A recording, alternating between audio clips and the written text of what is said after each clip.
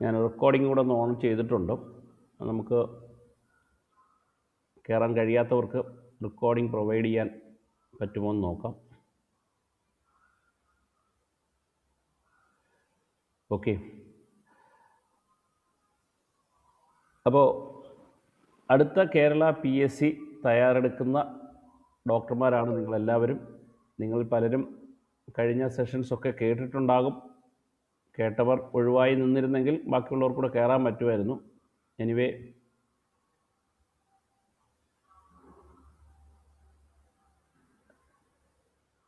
ഒരു minute, 2 പേരൂടെ join ചെയ്യുന്നുണ്ടെന്ന് തോന്നുന്നു. ഓക്കെ. അപ്പോൾ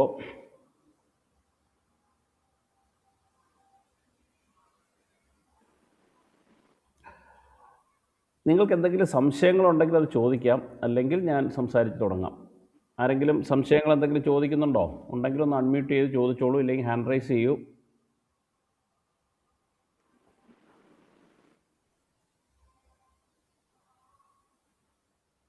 ആർക്കെങ്കിലും എന്തെങ്കിലും സംശയങ്ങളായിട്ട്, പേഴ്സണൽ സംശയങ്ങളായിട്ട് ചോദിക്കാനുണ്ടെങ്കിൽ ചോദിക്കാം.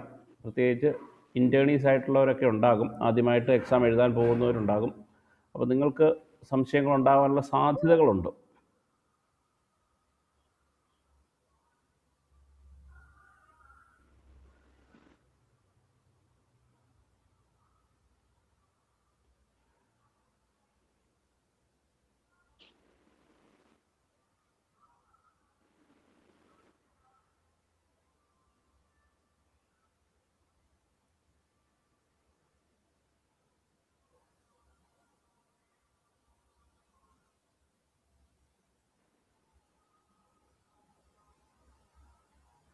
ഓക്കെ, സംശയങ്ങളൊന്നുമില്ല എന്ന് കരുതുന്നു. അപ്പോൾ നമ്മൾ ഡയറക്റ്റായിട്ട് ക്ലാസ്സിലേക്ക്, അല്ലെങ്കിൽ ആ സെഷനിലേക്ക് കടക്കുകയാണ്. കുറേയേറെ കാര്യങ്ങൾ നിങ്ങൾ മനസ്സിലാക്കിയിരിക്കേണ്ടതുണ്ട്. നമ്മളുടെ കേരള PSC ഒരു 4 വർഷത്തെ അല്ലെങ്കിൽ 5 വർഷത്തെ ഇടവേളകളിലാണ് ഇപ്പോൾ മെഡിക്കൽ ഓഫീസർ പോസ്റ്റ് വിളിച്ചുകൊണ്ടിരിക്കുന്നത്. ഞാനതിൻ്റെ കാലാവധിയൊക്കെ മുമ്പ് പറഞ്ഞിട്ടുള്ളതാണ്. ഞാനൊക്കെ എഴുതിയ PSC എന്ന് പറയുമ്പം 1994 അതിനുശേഷം ഒരു 8 വർഷം കഴിഞ്ഞിട്ട് 2002 വീണ്ടും PSC വിളിക്കുന്നത്. 2002 ശേഷം അതോടെ 8 വർഷത്തെ ഗ്യാപ്പ് വന്നു. 8 വർഷത്തിന് ശേഷം വിളിച്ചിട്ട് വീണ്ടും ഒരു 6 വർഷം കഴിഞ്ഞ് 2008 കേരള PSC വിളിച്ചിട്ടുണ്ട്. 2008 PSC പരീക്ഷ തൊട്ടാണ് മൾട്ടിപ്പിൾ ചോയ്സ് ക്വസ്റ്റ്യൻസ് ഇല്ലെങ്കിൽ OMR type of examination Kerala PSC homeo medical officer തസ്തികയിൽ ആരംഭിക്കുന്നത്. അതിനു മുമ്പ് ഞാൻ എഴുതിയെന്ന് പറയുന്ന 1994 പിന്നെ 2002 പരീക്ഷകൾ ഡിസ്ക്രിപ്റ്റീവ് ടൈപ്പ് ആയിരുന്നു. ഡിസ്ക്രിപ്റ്റീവ് ടൈപ്പ് എന്ന് പറയുമ്പോൾ അതിനകത്ത് മൾട്ടിപ്പിൾ ചോയ്സ് ക്വസ്റ്റ്യൻസ് ഉണ്ടായിരുന്നു, ഫിൽ ഇൻ ദ ബ്ലാങ്ക്സ് ഉണ്ട്, 2 മാർക്സിനുള്ള ഷോർട്ട് ക്വസ്റ്റ്യൻസ് ഉണ്ട്, ഒരു 10 മാർക്കിൻ്റെ ക്വസ്റ്റ്യൻ. ആ രീതിയിൽ എല്ലാ ടൈപ്പ് ക്വസ്റ്റ്യൻസും ഉള്ള ഡിസ്ക്രിപ്റ്റീവായിട്ട് എഴുതുന്ന ഒരു പരീക്ഷയായിരുന്നു അത്. പക്ഷെ പിന്നീട് 2000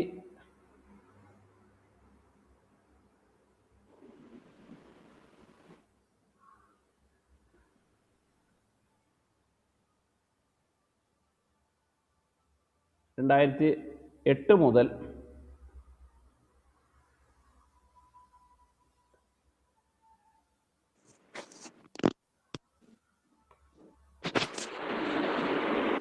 നിങ്ങൾ ആരൊക്കെയോ അൺമ്യൂട്ട് ആയിട്ടുണ്ട്, അതുകൊണ്ടാണ് ഞാൻ. ഓക്കെ, 2008 മുതൽ ആണ് നമ്മുടെ MCQ ടൈപ്പ് ഓഫ് ക്വസ്റ്റ്യൻസ് ചോദിച്ചു തുടങ്ങിയത്, മൾട്ടിപ്പിൾ ചോയ്സ് ക്വസ്റ്റ്യൻസ് ചോദിച്ചു തുടങ്ങിയത്. 2008 2013 2018 2023 ക്വസ്റ്റ്യൻ പേപ്പറുകൾ നമ്മുടെ കയ്യിൽ അവൈലബിൾ ആണ്. ആ ക്വസ്റ്റ്യൻ പേപ്പറുകൾ ഒന്ന് പരിശോധിക്കുകയാണെങ്കിൽ നമുക്ക് മനസ്സിലാകുന്ന ഒരു കാര്യമുണ്ട്. ക്വസ്റ്റ്യൻസിൻ്റെ രീതികളിൽ കാര്യമായ മാറ്റമുണ്ടായിട്ടുണ്ട്. കാര്യമായ മാറ്റം എന്നൊക്കെ പറഞ്ഞാൽ മുൻകാലങ്ങളിൽ ഒറ്റ ക്വസ്റ്റ്യൻ ഇപ്പം name the only long bone which lies horizontally in the human body or which is the first bone to ossify. ആ രീതിയിലുള്ള ഒറ്റ ആൻസറുകൾ വരുന്ന ക്വസ്റ്റ്യൻസ് ആയിരുന്നു. കുറച്ച് കമ്പാരിറ്റീവ്ലി സിമ്പിളായിട്ടുള്ള ക്വസ്റ്റ്യൻസും ഉണ്ടായിരുന്നു, ടഫായിട്ടുള്ള ക്വസ്റ്റ്യൻസും വരുന്നുണ്ട്. പക്ഷേ ആ ക്വസ്റ്റ്യൻസ് എല്ലാം തന്നെ ഒറ്റ ആൻസർ, ഒരു കാര്യം മനസ്സിലായാൽ നമുക്കൊരു മാർക്ക് കിട്ടുന്ന ക്വസ്റ്റ്യൻ ആയിരുന്നു. ഞാൻ വേറെ ഒരു 2013 2-3 ക്വസ്റ്റ്യൻസ് ഒന്ന് വായിക്കാം. അനാറ്റമിയാണ് നമ്മൾ ഒരു ഇതായിട്ട് എടുത്തിരിക്കുന്നത്. അനാറ്റമിയിൽ weight of adult human heart എല്ലാവർക്കും അറിയാവുന്ന കാര്യമാണ്. മറ്റൊരു question, the muscle which helps to open eyes are innervated by, ഇല്ലെങ്കിൽ നമ്മളുടെ ഒക്കുലാർ മസിൽസിൻ്റെ നെർവ് സപ്ലൈ ഏതാണെന്നാണ്. Trigeminal nerve, facial nerve, oculomotor, optic nerve. ആ 4 ചോയ്സസ് ആയിരുന്നു. Then the right subclavian artery is a branch of aorta, brachiocephalic, common carotid, subclavian trunk. ആ രീതിയിൽ ഒറ്റ answer മാത്രം ഉള്ള ക്വസ്റ്റ്യൻസ് ആയിരുന്നു. പക്ഷെ പിന്നീട് ഇപ്പോൾ 2026 നടന്ന ESI മെഡിക്കൽ ഓഫീസറുടെ ക്വസ്റ്റ്യൻ പേപ്പർ പരിശോധിക്കുകയാണെങ്കിൽ അത്തരത്തിലുള്ള ക്വസ്റ്റ്യൻസ് ഒന്നും ഇല്ല. ഒരു ഉദാഹരണം ഞാൻ പറയാം. അനാറ്റമിയിൽ തന്നെ which of the following structures are derived from neural crest cells? Which of the following structures are derived from neural crest cells? 3 സ്ട്രക്ചറുകൾ കൊടുത്തിട്ടുണ്ട്. 1 sympathetic ganglion, 2 basal ganglion, 3 spinal ganglion. എന്നിട്ട് ഏതൊക്കെയാണെന്നാണ്, 2 എണ്ണം ഉണ്ട്, 2 or 3 ഉണ്ടാകാം എന്നുള്ള രീതിയിൽ. Answer A only 2 and 3, answer B only 1 and 3, answer C only 1 and 2, and answer D 1, 2 and 3 or all of the above. അപ്പോൾ ഇവിടെ നമ്മൾ മുമ്പെയൊക്കെ പറഞ്ഞപ്പോൾ ഒരു കാര്യം വച്ചിട്ട് നമുക്കൊരു മാർക്ക് കിട്ടുമായിരുന്നു. പക്ഷേ ഇവിടെ ഒരു നോളജ് കൊണ്ട്, ഒരു കാര്യം കൊണ്ട് നമുക്ക് അറിയാൻ പറ്റത്തില്ല ഏതൊക്കെ സ്ട്രക്ചേഴ്സാണ് ന്യൂറൽ ക്രസ്റ്റ് സെൽസിൽ നിന്ന് ഡിറൈവ് ചെയ്തിരിക്കുന്നത്. ബേസൽ ഗാംഗ്ലിയോൺ ആണോ, സിമ്പത്തറ്റിക് ഗാംഗ്ലിയോൺ ആണോ, സ്പൈനൽ ഗാംഗ്ലിയോൺ ആണോ, ഇല്ലെങ്കിൽ അതിലേതൊക്കെയാണ്? അപ്പോൾ അവിടെ 2 എണ്ണം ആണ് ആൻസർ വരുന്നത്. Sympathetic ganglion and spinal ganglion എന്ന് പറയുന്ന ആൻസറാണ്. അപ്പോൾ അവിടെ 2 കാര്യങ്ങളാണ്. അതുപോലെ എല്ലാ ക്വസ്റ്റ്യൻസും, അനാറ്റമിയുടെ തന്നെ വേറൊരു question, which of the following statement is false regarding synovial joint? Synovial ജോയിൻറ്റിനെ സംബന്ധിച്ച് ഫോൾസ് ആയിട്ടുള്ളത് ഏതാണെന്നാണ്. Choice 1, inter metatarsal joints are plain synovial joint. Inter metatarsal or metatarsal joints are plain synovial joint. Second, answer B, inferior radio ulnar joint is a pivot joint. Pivot joint ഒക്കെ synovial joint classification അകത്ത് വരുന്നതാണ്. Inferior radio ulnar is a pivot joint. Then superior tibiofibular joint is a pivot joint. Then answer D, intertarsal joints are plain synovial joints. അപ്പോൾ ഇതിനകത്ത് ഏത് statement ആണ് false എന്നാണ് question. ഇനി അനാറ്റമിയിലെ 3ാമത്തെ question, ഈ 2026 ESI medical ഓഫീസറുടെ ക്വസ്റ്റ്യനകത്ത് നിന്നാണ് ഞാൻ ഈ പറയുന്നത്. നിങ്ങൾ ഈ ക്വസ്റ്റ്യൻ പേപ്പർ കണ്ടിട്ടുണ്ടാവും. ആൻസർ മറ്റൊരു question, transitional epithelium is named so because while stretching to accommodate urine it apparently changes from. While stretching to accommodate urine, this transitional epithelium changes from, answer A, stratified cuboidal to simple squamous. Second, answer B, stratified columnar to simple cuboidal. നിങ്ങൾക്ക് സ്ട്രാറ്റിഫൈഡും സിമ്പിളും epithelium തമ്മിൽ അറിയാമായിരിക്കും. Answer C, stratified columnar to stratified cuboidal. And answer D, stratified cuboidal to stratified squamous. ഞാനത് പറഞ്ഞു വന്നത് കുറച്ചുകൂടെ questions ഡെപ്തിലേക്കായി തുടങ്ങിയിട്ടുണ്ട്. അപ്പോൾ നമ്മളുടെ പഠനവും ആ രീതിയിലേക്ക് മാറണം. ഇത് കമ്പാരിറ്റീവ്ലി സിമ്പിൾ ക്വസ്റ്റ്യൻസ് ആണ് ഞാൻ പറഞ്ഞത്. കൂടുതൽ ക്വസ്റ്റ്യൻസും assertion reasoning type of questions, match the following. ഇപ്പോൾ ഒരു 5 മെഡിസിൻ, മെറ്റീരിയൽ തന്നെ 5 മെഡിസിൻ ഒരു സൈഡിൽ കൊടുക്കുന്നു, അതിൻ്റെ പ്രൂവേഴ്സിൻ്റെ പേര് മറു സൈഡിൽ കൊടുക്കുന്നു. എന്നിട്ട് ആരാണത് പ്രൂവ് ചെയ്തതെന്ന് മാച്ച് ചെയ്യാനായിട്ട്. ഇല്ലെങ്കിൽ 5 മെഡിസിൻസ് ഒരു സൈഡിൽ കൊടുക്കുന്നു, ബി സൈഡിൽ 5 ഫാമിലി കൊടുക്കുന്നു, കുക്കുർബിറ്റേസിയെ, റനൻകുലേസിയെ, സൊളാനേസിയെ അങ്ങനെയൊക്കെ പറഞ്ഞിട്ട് കൊടുക്കുന്നു. ഏതിൻ്റെ ഫാമിലി വരുന്നു എന്ന് മാച്ച് ചെയ്യണം. ഞാൻ മുമ്പേ പറഞ്ഞപ്പോൾ ഏതെങ്കിലും ഒരു മെഡിസിൻ്റെ, ഇപ്പം ബ്രയോണിയ ആൽബ ഏത് ഫാമിലിയിൽ വരുന്നു എന്നൊരു ക്വസ്റ്റ്യൻ ആയിരുന്നു മുമ്പ് ചോദിച്ചിരുന്നതെങ്കിൽ, ഇപ്പോൾ 5 മെഡിസിൻസ് ഒക്കെ ചോദിച്ചിട്ട് 5ൻ്റെയും ഫാമിലിയും ചോദിച്ചിട്ട് ഇത് തമ്മിൽ മാച്ച് ചെയ്യാനാണ് ചോദിക്കുന്നത്. ഞാൻ പറഞ്ഞതിൻ്റെ കാര്യം നിങ്ങൾക്ക് മനസ്സിലായി കാണും. മറ്റേത് ഒരു വിവരം വെച്ചിട്ട് ഒരു കാര്യം അറിയാമെങ്കിൽ 1 മാർക്ക് കിട്ടുമായിരുന്നെങ്കിൽ, ഇപ്പോൾ 4ഉം 5ഉം കാര്യങ്ങൾ അറിയുമെങ്കിൽ മാത്രമേ നമുക്ക് ആ 1 മാർക്ക് കിട്ടുകയുള്ളൂ. അതാണ് ചോദ്യത്തിൽ വന്ന കാര്യമായ മാറ്റം. തീർച്ചയായിട്ടും ഈ മാറ്റം എല്ലാവർക്കും ബാധകമാണ്. അതുകൊണ്ട് തന്നെ ഇതെല്ലാവർക്കും ഒരുപോലെയാണ് അപ്ലൈ ആകുന്നത്.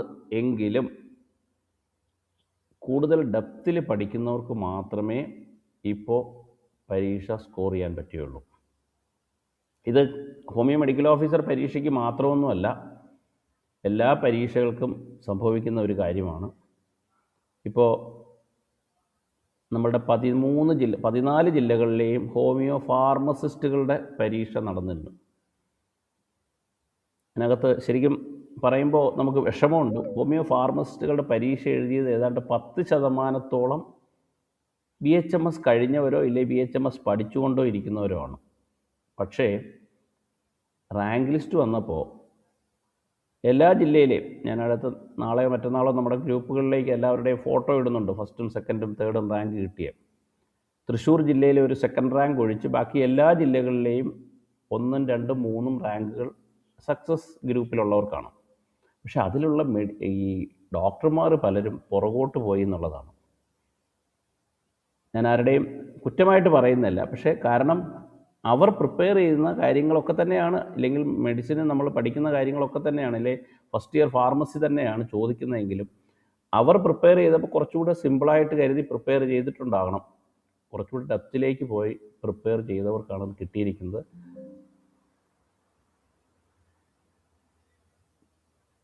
ഒരു സെക്കൻഡ്.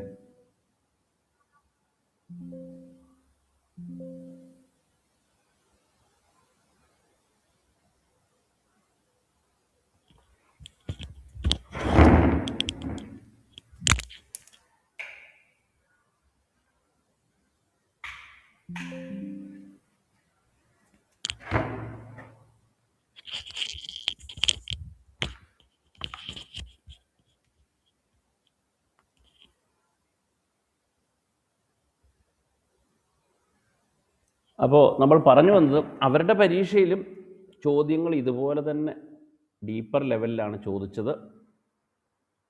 നമ്മൾ വളരെ ഡെപ്തിൽ ക്ലാസ് എടുത്തപ്പോൾ നമ്മുടെ സക്സസ് ഗ്രൂപ്പിലുള്ള ഫാക്കൽറ്റികൾ തന്നെയാണ് അവർക്ക് ക്ലാസ് എടുത്തത്.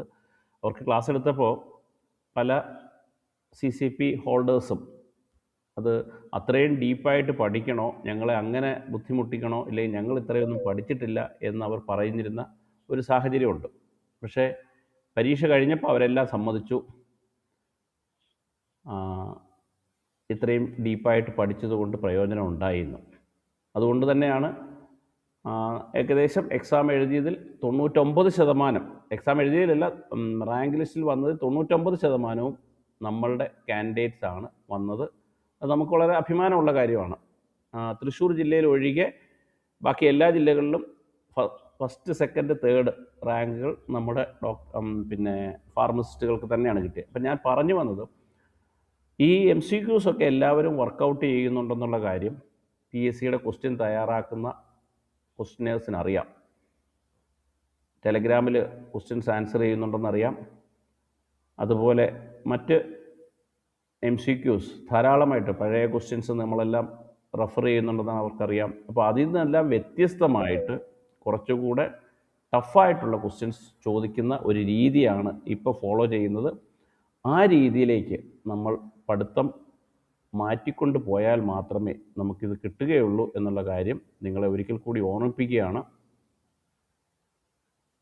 1-2 പേര് ലെഫ്റ്റ് ആയതുകൊണ്ട് പുതിയ ആളുകളെ ജോയിൻ ചെയ്യിക്കാൻ കഴിയുമോ എന്നാണ് ഞാൻ നോക്കുന്നത്.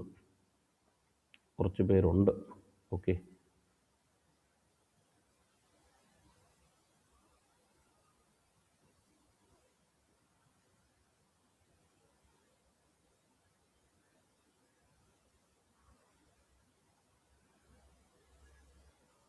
ഓക്കെ. അപ്പോൾ വീണ്ടും 100 പേരായി. പിന്നെ ഇപ്പോൾ പരീക്ഷ എഴുതുമ്പോൾ മുൻകാലങ്ങളിൽ ഇപ്പം ഞാൻ ആദ്യം 2013 കാര്യം പറഞ്ഞപ്പോൾ അന്ന് ഓരോ സബ്ജക്റ്റുകളിൽ നിന്ന് ഇത്ര മാർക്ക് വീതം എന്നൊരു കൃത്യമായ കണക്കുകളൊന്നും കേരള PSC തന്നിരുന്നില്ല. BHMS സിലബസിലുള്ള 100 മാർക്കിൻ്റെ ചോദ്യങ്ങൾ അന്ന് 100 മാർക്കിന് 75 മിനിറ്റ് ആയിരുന്നു, 1.25 മണിക്കൂറായിരുന്നു തന്നിരുന്നതെങ്കിൽ ഇപ്പോൾ 100 മാർക്കിൻ്റെ ചോദ്യങ്ങൾ ആൻസർ ചെയ്യാൻ 1.5 മണിക്കൂർ, അതായത് 100 മാർക്കിൻ്റെ ചോദ്യങ്ങൾ ആൻസർ ചെയ്യാൻ 90 മിനിറ്റ്, അതാണ് നമുക്കിപ്പോൾ കിട്ടുന്ന സമയം. അത് തന്നെയായിരിക്കും അടുത്ത പരീക്ഷയ്ക്കും ആ പാറ്റേൺ തന്നെയായിരിക്കും ഫോളോ ചെയ്യുന്നത്. 100 മാർക്ക് ചോദ്യം 90 മിനിറ്റ്, അതായത് ഒരു ക്വസ്റ്റ്യൻ ആൻസർ ചെയ്യാൻ 1 മിനിറ്റ് കിട്ടുന്നില്ല, അതിൽ താഴേ ഉള്ളൂ. ഇപ്പോൾ ക്വസ്റ്റ്യൻ ഈ പറഞ്ഞതുപോലെ ഈ അസർട്ടേഷൻ റീസണിങ് ടൈപ്പ് ഓഫ് ക്വസ്റ്റ്യൻസ് ഒക്കെ വരുമ്പോൾ ക്വസ്റ്റ്യൻ വായിച്ച് അതിൻ്റെ റീസണിങ് ഒക്കെ മനസ്സിലാക്കി ഒക്കെ വരുമ്പോഴത്തേക്ക് നമ്മൾ ഈ പറയുന്ന സമയം കഴിഞ്ഞു പോകാനുള്ള സാധ്യതയുണ്ട്. അപ്പോൾ സമയത്തിൻ്റെ കുറവ് വരാൻ സാധ്യതയുണ്ട്. അപ്പോൾ അതൊക്കെയാണ് പരീക്ഷ എഴുതുമ്പോൾ നമ്മൾ ശ്രദ്ധിക്കേണ്ട കാര്യങ്ങൾ. അതൊക്കെ നമ്മൾ കുറച്ചുകൂടെ എക്സാം അടുത്ത് വരുമ്പോൾ നമ്മൾ നോക്കാം. ഇപ്പോൾ പക്ഷേ 2023 മുതൽ, അതായത് കഴിഞ്ഞ കേരള PSC പരീക്ഷ മുതൽ 100 മാർക്ക് എങ്ങനെയൊക്കെ ആയിരിക്കും എന്ന് കൃത്യമായി ഒരു സിലബസ് കേരള PSC പ്രസിദ്ധീകരിക്കുന്നുണ്ട്. ഞാൻ കഴിഞ്ഞ നമ്മുടെ ഗ്രൂപ്പുകളിലൊക്കെ ഇട്ടിരുന്നു, നിങ്ങൾക്കത് ഓർമ്മയുണ്ടാകുമെന്ന് കരുതുന്നു. ഓരോ സബ്ജക്റ്റിനും എത്ര മാർക്കിൻ്റെ ചോദ്യങ്ങളാണ് ചോദിക്കുന്നത് എന്ന് കൃത്യമായി പറഞ്ഞിട്ടുണ്ടാകും. ആ ചോദ്യങ്ങൾ അതേ മാർക്കിന് തന്നെ, അതിൽ പറഞ്ഞിട്ടുള്ള അതേ കണക്കിൽ തന്നെയാണ് സാധാരണ കേരള PSC ഇപ്പോൾ ചോദ്യങ്ങൾ തയ്യാറാക്കുന്നത്. അതുകൊണ്ട് തന്നെ നമുക്ക് പ്രിപ്പറേഷനും നമ്മളുടെ തയ്യാറെടുപ്പുകളും ആ രീതിയിൽ ഒന്ന് പ്ലാൻ ചെയ്ത് ചെയ്യാൻ കഴിയുന്നു എന്നുള്ളത് ഒരു പ്രധാനപ്പെട്ട കാര്യമാണ്. അപ്പോൾ നിങ്ങൾക്ക് ഓർമ്മയുണ്ടായിരിക്കുമല്ലോ ഞാൻ മുമ്പ് പറഞ്ഞ ഏതൊക്കെ പരീക്ഷയ്ക്ക് ഏതൊക്കെ സബ്ജക്റ്റുകൾക്കാണ് മാർക്ക് എത്രയൊക്കെ വീതമാണെന്നുള്ളത്. ആരെങ്കിലും ഒന്ന് അൺമ്യൂട്ട് ചെയ്ത് പറയാമോ? കാര്യം ഞാൻ മാത്രം സംസാരിച്ചുകൊണ്ടിരിക്കുന്നതിനൊരു ഭംഗിക്കുറവുണ്ട്, അതുകൊണ്ടാണ്. നോൺ ഹോമിയോപ്പതി സബ്ജക്റ്റുകൾ 45 മാർക്കും ഹോമിയോപ്പതി സബ്ജക്റ്റ് 55 മാർക്കും. അതാണ് നമ്മളുടെ മാർക്കിൻ്റെ രീതി. ഹോമിയോപ്പതി സബ്ജക്റ്റ് 55 മാർക്ക് എന്ന് പറയുമ്പോൾ organon of medicine 15 mark, homeopathy materia medica 15 mark, case taking and repertorisation 15 mark. ഈ 3 സബ്ജക്റ്റുകളും കൂടി 45 മാർക്കും, ഫാർമസി 10 മാർക്ക്. അങ്ങനെയാണ് 55 മാർക്കിൻ്റെ ഡിവിഷൻ പോകുന്നത്. ഓക്കെ, ഓർഗനോൺ, മെറ്റീരിയ മെഡിക്ക, റെപ്പർട്ടറി ഈ 3 സബ്ജക്റ്റുകൾക്കും 15 മാർക്ക് വീതവും, ഫാർമസിക്ക് 10 മാർക്കും. അങ്ങനെ 55 മാർക്ക് നോൺ ഹോമിയോപ്പതി സബ്ജക്റ്റുകളും, ബാക്കി 45 മാർക്കാണ് ഹോമിയോപ്പതി സബ്ജക്റ്റുകൾ. നോൺ ഹോമിയോപ്പതി സബ്ജക്റ്റിലെ നമ്മുടെ അലൈഡ് സബ്ജക്റ്റുകൾ എന്ന് പറയുന്നത്. ആ 45 മാർക്കിൽ തന്നെ പ്രാക്ടീസ് മെഡിസിൻ 10 മാർക്ക്. അപ്പോൾ ഓർക്കേണ്ടത്, ഓർഗനോൺ ഓഫ് മെഡിസിനും മെറ്റീരിയ മെഡിക്കയ്ക്കും റെപ്പർട്ടറിക്കും ഉള്ള ഇമ്പോർട്ടൻസ് പ്രാക്ടീസ് മെഡിസിൻ ഇല്ല എന്നുള്ള കാര്യം പ്രത്യേകം ഓർക്കണം. അതൊരു വാസ്റ്റ് സബ്ജക്റ്റാണ്, നമ്മൾ കുറേയേറെ സമയമെടുത്ത് പഠിക്കേണ്ടതാണ്. പക്ഷേ 10 മാർക്കേ ഉള്ളൂ ഓർഗനോണിനും മെറ്റീരിയ മെഡിക്കയ്ക്കും റെപ്പർട്ടറിക്കും ഉള്ളതിൻ്റെ. അതാണ്ട് 70% മാർക്കേ ഉള്ളൂ പ്രാക്ടീസ് മെഡിസിന്. അലൈഡ് സബ്ജക്റ്റുകളിൽ രണ്ടാമതായി വരുന്നത് കമ്മ്യൂണിറ്റി മെഡിസിനാണ്. അത് രണ്ടും ഏകദേശം റിലേറ്റഡ് ആയതുകൊണ്ട് തന്നെ നമുക്കത് കണക്ട് ചെയ്ത് പഠിക്കാനും പറ്റും. അതിന് 8 മാർക്കാണ്. Practice medicine 10, community medicine 8.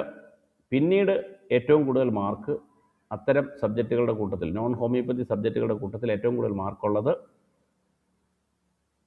Pathology, microbiology, പാരസൈറ്റോളജി 7 മാർക്കാണ്. അപ്പോൾ ഈ 3 സബ്ജക്റ്റുകളും കൂടെ ചേർത്ത് 25 മാർക്കും ബാക്കി 20 മാർക്കാണ് ബാക്കി സബ്ജക്റ്റുകൾ. 20 മാർക്ക് എന്ന് പറയുമ്പോൾ സർജറി 5 മാർക്ക്, ഗൈനക്കോളജി 5 മാർക്ക്, 10 മാർക്കായി. പിന്നെ ബാക്കി 10 മാർക്ക് 3 മാർക്ക് അനാറ്റമി, 3 മാർക്ക്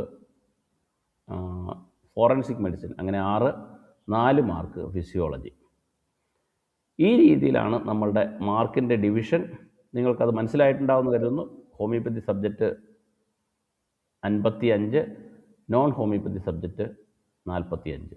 അപ്പോൾ ഈ മാർക്കിൻ്റെ ഒരു ഡിവിഷൻ നമ്മൾ മനസ്സിൽ വെച്ചുകൊണ്ട് വേണം പഠിക്കുവാനായിട്ട്. കാരണം നമുക്ക് താല്പര്യമുണ്ട്, നമ്മൾ പഠിക്കുന്ന കാലത്ത് നമുക്ക് ഏറ്റവും കൂടുതൽ ഇഷ്ടമുള്ള സബ്ജക്റ്റ് അനാറ്റമിയാണ്, ഞാൻ ഗ്രേസ് അനാറ്റമിയൊക്കെ വെച്ചാണ് പഠിച്ചത് എന്ന് പറഞ്ഞിട്ട് നമ്മൾ അതുമാത്രം വായിച്ചുകൊണ്ടിരുന്നാൽ, അല്ലെങ്കിൽ അനാറ്റമി പഠിച്ചാൽ അതിൽ നിന്ന് നമുക്ക് പ്രാക്ടീസ് മെഡിസിനും ഫിസിയോളജിക്കും ഒക്കെ മാർക്ക് സ്കോർ ചെയ്യാം എന്നുള്ള രീതിയിൽ നമ്മൾ അതുമാത്രം പഠിച്ചുകൊണ്ടിരുന്നാൽ നമുക്ക് പരമാവധി 3 മാർക്കിൻ്റെ ചോദ്യം ഇല്ലെങ്കിൽ 4 മാർക്കിൻ്റെ ചോദ്യമാണ് അനാറ്റമിയിൽ നിന്ന് കിട്ടാൻ സാധ്യതയുള്ളത്. അപ്പോൾ ഓരോ സബ്ജക്റ്റിനും വെയിറ്റേജ് കൊടുക്കുന്നത് അതിനെത്ര മാർക്ക് ക്വസ്റ്റ്യൻസ് വരും എന്നുള്ള രീതിയിലാണ്. ഇപ്പോൾ ഒരുപക്ഷെ നിങ്ങളുടെ കൂട്ടത്തിൽ ഒരുപാട് പേര് PG ചെയ്യുന്നവരൊക്കെ ഉണ്ടാകും. PG ചെയ്യുന്നവർ, ഇപ്പോൾ ഓർഗനോണോ മെട്രിയാമെഡിക്കയോ ഒക്കെ PG ചെയ്യുന്നവർ ആ ഒരു സബ്ജക്റ്റ് വളരെ താല്പര്യത്തോടെ പഠിച്ച് അതിന് നല്ല മാർക്ക് സ്കോർ ചെയ്ത്, പക്ഷേ അതിന് ഒരു ലിമിറ്റുണ്ട്. ഓർഗനോണായാലും മെട്രിയാമെഡിക്കായാലും ഇനി പ്രാക്ടീസ് മെഡിസിൻ ആയാലും നിങ്ങൾ PG ചെയ്യുന്നുണ്ടെങ്കിൽ പോലും ബാക്കി സബ്ജക്റ്റുകൾ കൂടി പഠിച്ചാൽ മാത്രമേ നമുക്ക് മാർക്ക് സ്കോർ ചെയ്യാൻ കഴിയുള്ളൂ. അപ്പോൾ MCQs ആണെന്ന് നമ്മൾ പറഞ്ഞു. 1 മാർക്കാണ്. നമുക്ക് AIPGTയിലൊക്കെ 4 മാർക്കാണ്. UPSC പരീക്ഷയ്ക്കൊക്കെ ഒരു ചോദ്യത്തിന് 2 മാർക്കാണ്. അവിടെ 150 ചോദ്യം 300 മാർക്ക്. പക്ഷേ ഇവിടെ ഒരു ചോദ്യത്തിന് 1 മാർക്ക് മാത്രമേ ഉള്ളൂ. അതുപോലെ തന്നെ നെഗറ്റീവ് 1/3 ആണ്. 3 നെഗറ്റീവ് ആൻസർ വരുമ്പോൾ 1 മാർക്ക് നഷ്ടപ്പെടുകയാണ് ചെയ്യുന്നത്. ഒരു പക്ഷേ ഒറ്റയടിക്ക് കേൾക്കുമ്പോൾ അതൊരല്പം സന്തോഷമുള്ളതാണ്, നമുക്ക് കുറച്ച് കറക്കി കുത്താം, ഒരു 100 മാർക്കും ഇല്ലേ 50 മാർക്ക് കറക്കി കുത്തിയാൽ ഒരു 10-20 എണ്ണം ശരിയായി കിട്ടിയാൽ നമുക്ക് അതിൻ്റെ സ്കോർ കിട്ടുമല്ലോ, ബാക്കി 30 അല്ലേ പോവുള്ളൂ എന്ന്, 30 എണ്ണം തെറ്റിയാലും 10 മാർക്കല്ലേ പോവുള്ളൂ എന്നൊക്കെ തോന്നാമെങ്കിലും ഈ വൈൽഡ് ഗസ് പലപ്പോഴും ദോഷം ചെയ്യാറുണ്ട്. പലർക്കും കഴിഞ്ഞ പ്രാവശ്യത്തെ പരീക്ഷയ്ക്ക് പോലും പലർക്കും ദോഷം ചെയ്തിരുന്നു. കഴിഞ്ഞ പ്രാവശ്യം 63-നും 52-നും ഇടയിലുള്ളവരാണ്. 52 മാർക്കായിരുന്നു കട്ട് ഓഫ്. അപ്പോൾ 52 മാർക്ക് കട്ട് ഓഫ്, 52 ശരി എഴുതിയ ആൾക്ക് 52 മാർക്ക് കിട്ടിയിട്ടുണ്ട്. ഇനി ഒരു 60 ശരിയും എഴുതി ബാക്കി ഒരു 30 തെറ്റും എഴുതിയവർക്ക് 50 മാർക്കേ കിട്ടിയിട്ടുള്ളൂ. 30 തെറ്റെഴുതുമ്പോൾ ഓർക്കുക 10 മാർക്ക് പോകും. 3 തെറ്റിന് 1 മാർക്ക് വെച്ച്. അപ്പോൾ ഒരു 60 ശരി എഴുതി, എന്നാൽ ഇനി ഒരു 30 എണ്ണം കറക്കി കുത്തിയേക്കാം എന്ന് കരുതി ആ 60-ഉം തെറ്റായിപ്പോയോ, അല്ല ആ 30-ഉം തെറ്റായിപ്പോയവർക്ക് 10 മാർക്ക് നഷ്ടപ്പെട്ട് 60-ൻ്റെ 10 പോയി 80-ലേക്ക് വന്നു. അങ്ങനെ വന്ന ആളുകളുണ്ട്, ഞാനിത് വെറുതെ പറയുന്നതല്ല. അങ്ങനെ വന്നിട്ട് ഒരുപക്ഷെ 60 കിട്ടിയതും അവർ ചിലത് കറക്കി കുത്തിയതായിരിക്കാം. എങ്കിൽ പോലും ഒരു 10 മിസ്റ്റേക്കുകൾ വന്നതുകൊണ്ട്, അല്ല 30 മിസ്റ്റേക്കുകളൊക്കെ വന്നതുകൊണ്ട് 10 മാർക്ക് നഷ്ടപ്പെട്ട് റാങ്ക് ലിസ്റ്റിൽ കയറാൻ പറ്റാതെ പോയ ഒരുപാട് ഡോക്ടർമാരെ നമുക്കറിയാം. അപ്പോൾ അതുകൊണ്ട് ഈ വൈൽഡ് ഗസ് നടത്തുന്നതൊക്കെ ഒരു ചെറിയ എന്തെങ്കിലുമൊക്കെ ഒരു ഐഡിയ ഇല്ലാതെ നടത്താൻ പാടില്ല. വൈൽഡ് ഗസ് എന്ന് പറയുമ്പോൾ നമ്മൾ വെറുതെ നടത്തുന്നതാണ്. അങ്ങനെ ചെയ്യാതെ ഒരു സാധ്യതയുണ്ടെന്ന് തോന്നുന്നത് മാത്രം അറ്റൻഡ് ചെയ്യുന്നതായിരിക്കും നല്ലത്. നമ്മൾ അതിനെക്കുറിച്ച് ഈ പറഞ്ഞതുപോലെ അവസാനം എങ്ങനെ പരീക്ഷ അറ്റൻഡ് ചെയ്യണമെന്നുള്ളതൊക്കെ നമുക്ക് എക്സാം അനൗൺസ് ചെയ്ത ശേഷം നമുക്ക് പറയാം. ഇപ്പോൾ അതിനെക്കുറിച്ച് നമ്മൾ അത്രയും സംസാരിക്കേണ്ടതില്ല. എങ്കിലും 1 മാർക്ക് കറക്റ്റ് ആൻസറിനും 1/3 മാർക്ക് നെഗറ്റീവും. കഴിഞ്ഞ പ്രാവശ്യം നമ്മുടെ ലിസ്റ്റിൽ വന്ന ഒരാളുടെ മാർക്ക് കഴിഞ്ഞ പ്രാവശ്യം വരെ 2023 വരെ മാർക്ക് ലിസ്റ്റ് പബ്ലിഷ് ചെയ്യുന്ന ഒരു രീതി ഉണ്ടായിരുന്നു. ഇപ്പോൾ അത് അവർ വീണ്ടും PSC നിർത്തി വെച്ചിരിക്കുകയാണ്. ഒരാളുടെ മാർക്ക് 0.65 ആയിരുന്നു, 0.67 എന്തോ ഒരു മാർക്കായിരുന്നു. അതായത് 1-ൽ താഴെയായിരുന്നു. അയാൾ പോസ്റ്റിംഗ് കിട്ടി കേട്ടോ, അതിൻ്റെ കാര്യം ഞാനിപ്പോൾ പറയുന്നില്ല, അതിനെപ്പറ്റി ഡീറ്റെയിൽ ആയിട്ട് ഇപ്പം ഞാൻ പറയുന്നില്ല. പക്ഷേ 0.635 അങ്ങനെ എന്തോ ഒരു മാർക്ക്, അതായത് 1/3 മാർക്ക് കുറഞ്ഞിട്ടുള്ള അതായത് 1 മാർക്ക് പോലും കറക്റ്റ് കിട്ടിയിട്ടില്ല, അങ്ങനെയുള്ള ഒരാളുണ്ടായിരുന്നു. അതുപോലെ അയാൾക്ക് ഇൻ്റർവ്യൂവിന് കിട്ടിയത് 9 മാർക്കുമായിരുന്നു, 9.65 ആയിരുന്നു അദ്ദേഹത്തിൻ്റെ ടോട്ടൽ മാർക്ക്. അപ്പോൾ ആ രീതിയിൽ അതൊരുപാട് കുറച്ച് ശരി എഴുതിയിട്ട് കൂടുതൽ നെഗറ്റീവ് ആയതായിരിക്കണം അങ്ങനെ സംഭവിച്ചതെന്ന് ഞാൻ കരുതുന്നു. കുറേ 10-15 ശരി എഴുതി കാണും, പക്ഷേ 10-40 തെറ്റു എഴുതിയപ്പോഴത്തേക്ക് അതുള്ളതെല്ലാം താഴോട്ട് പോയി. അങ്ങനെ സംഭവിച്ചതാകാൻ സാധ്യതയുണ്ട്. അപ്പോൾ നെഗറ്റീവ് വീഴുക പലപ്പോഴും കാര്യമായ ദോഷം സംഭവിക്കാൻ സാധ്യതയുണ്ട്. അപ്പോൾ ഇനി നമ്മൾ സിലബസ് ഒന്ന് ഡീറ്റെയിൽഡായിട്ട് സിലബസിൽ എന്തൊക്കെ പറഞ്ഞിരിക്കുന്നു എന്നൊന്ന് നോക്കാം. പഠിക്കുമ്പോൾ ഏതൊക്കെ പോർഷൻ ഏതൊക്കെ രീതിയിൽ പഠിക്കണം എന്നുള്ളതിനെക്കുറിച്ച് എൻ്റേതായ ചില നിർദ്ദേശങ്ങൾ. പക്ഷേ അത് 100% ശരിയായിരിക്കും എന്ന് ഞാൻ പറയുന്നില്ല. കാരണം ക്വസ്റ്റ്യൻ ഇടുന്ന ആളുടെ താല്പര്യവും അവരേത് രീതിയിൽ ഈ പരീക്ഷയെ കാണുന്നു എന്നതിനെയൊക്കെ ആശ്രയിച്ചിരിക്കും. അതൊന്നും നമുക്കിപ്പോൾ പ്രെഡിക്റ്റ് ചെയ്യാൻ പറ്റില്ല. എങ്കിലും അതിനെക്കുറിച്ചുള്ള കുറച്ച് കാര്യങ്ങളാണ് ഞാൻ അടുത്ത ഒരു ഭാഗം എന്നുള്ള നിലയിൽ പറയാൻ പോകുന്നത്. അതിനു മുമ്പ് വീണ്ടും ഞാൻ ആദ്യം തുടങ്ങിയപ്പോൾ ചോദിച്ചതുപോലെ നിങ്ങൾക്ക് ആർക്കെങ്കിലും എന്തെങ്കിലും സംശയങ്ങളുണ്ടെങ്കിൽ, ഇപ്പോൾ പറഞ്ഞ കാര്യത്തിലല്ല, ആദ്യം തുടക്കത്തിലെ സംശയങ്ങൾ ചോദിക്കാൻ നിങ്ങൾക്ക് മടിയായിരിക്കും. പക്ഷേ ഇപ്പോൾ എന്തെങ്കിലുമൊക്കെ കേട്ട് കഴിഞ്ഞപ്പോൾ കുറച്ച് സംശയങ്ങൾ ചോദിക്കണമെന്ന് ആർക്കെങ്കിലും തോന്നുന്നുണ്ടെങ്കിൽ തീർച്ചയായിട്ടും ചോദിക്കാം. അത് കഴിഞ്ഞിട്ട് നമുക്ക് അടുത്ത ഈ സിലബസിൻ്റെ ഒരു ഡീറ്റെയിൽ ഡിസ്കഷനിലേക്ക് പോകാം. ഓക്കെ, ആരെങ്കിലും ഉണ്ടെങ്കിൽ ഒന്ന് ചോദിച്ചോളൂ. കാര്യം നിങ്ങൾ ഒരുപാട് പേര് ചോദിച്ചോളൂ. അതൊരു ഡൗട്ട് ഉണ്ട്. മെറ്റീരിയൽ നമുക്ക് തന്ന സിലബസിൽ 204ഓളം ഡ്രഗാണ് കവർ ചെയ്യുന്നത്. പക്ഷേ അതിന് പുറമെ നമ്മളോട് ക്വസ്റ്റ്യൻ ചോദിക്കുന്നില്ലേ, അഗാരിക്കസ്, എസ്കുലസ് ഒക്കെ പോലെയുള്ളത്? ഈ 204 പറഞ്ഞത് ഇപ്പോഴത്തെ സിലബസ് അനുസരിച്ചാണോ? അത് എൻ്റെ കയ്യിൽ ലേറ്റസ്റ്റ് ആയിട്ടുള്ളതാണ് ഉള്ളത്. സാർ ഗ്രൂപ്പിൽ ഇട്ടതായിരുന്നു ആ സമയത്ത്.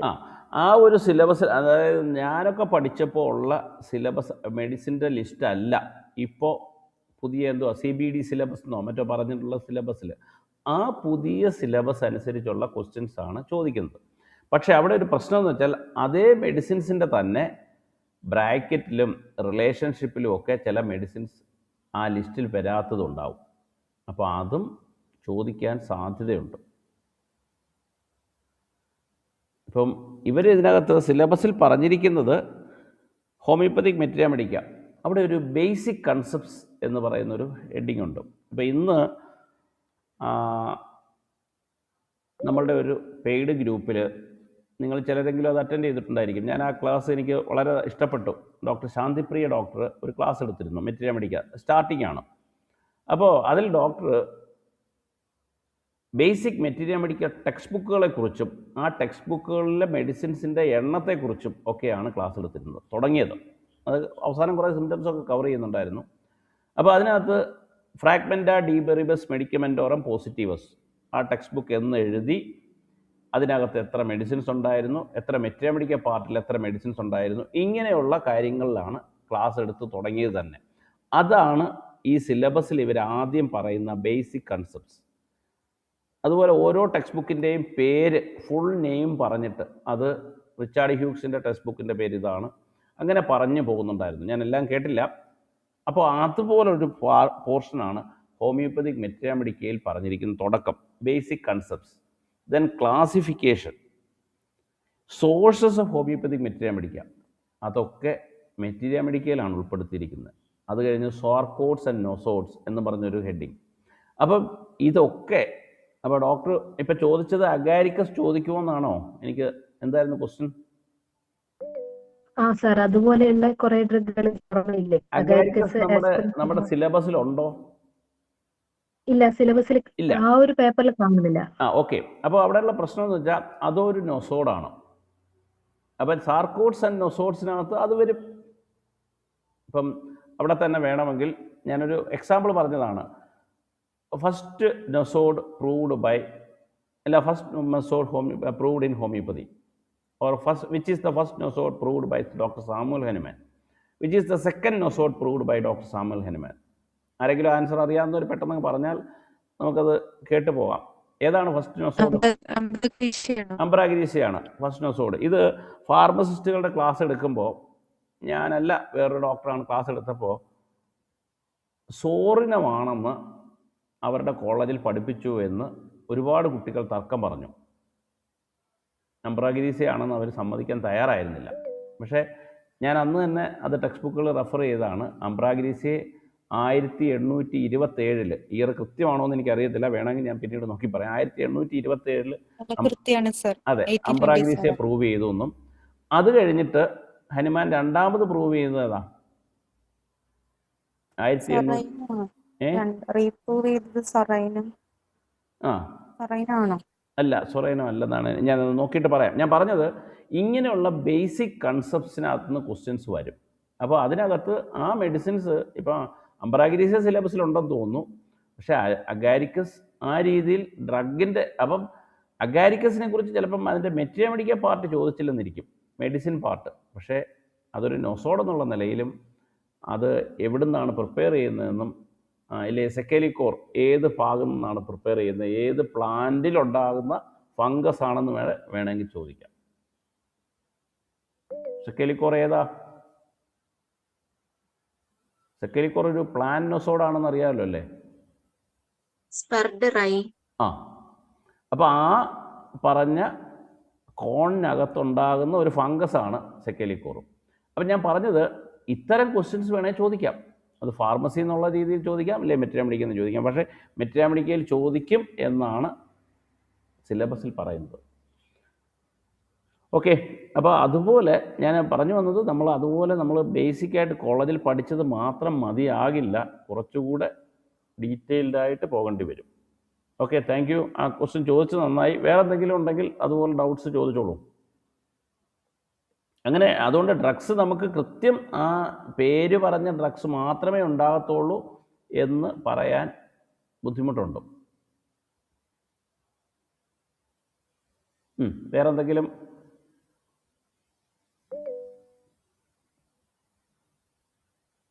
ചോദിച്ചോ, ധൈര്യമായിട്ട് ചോദിച്ചോ.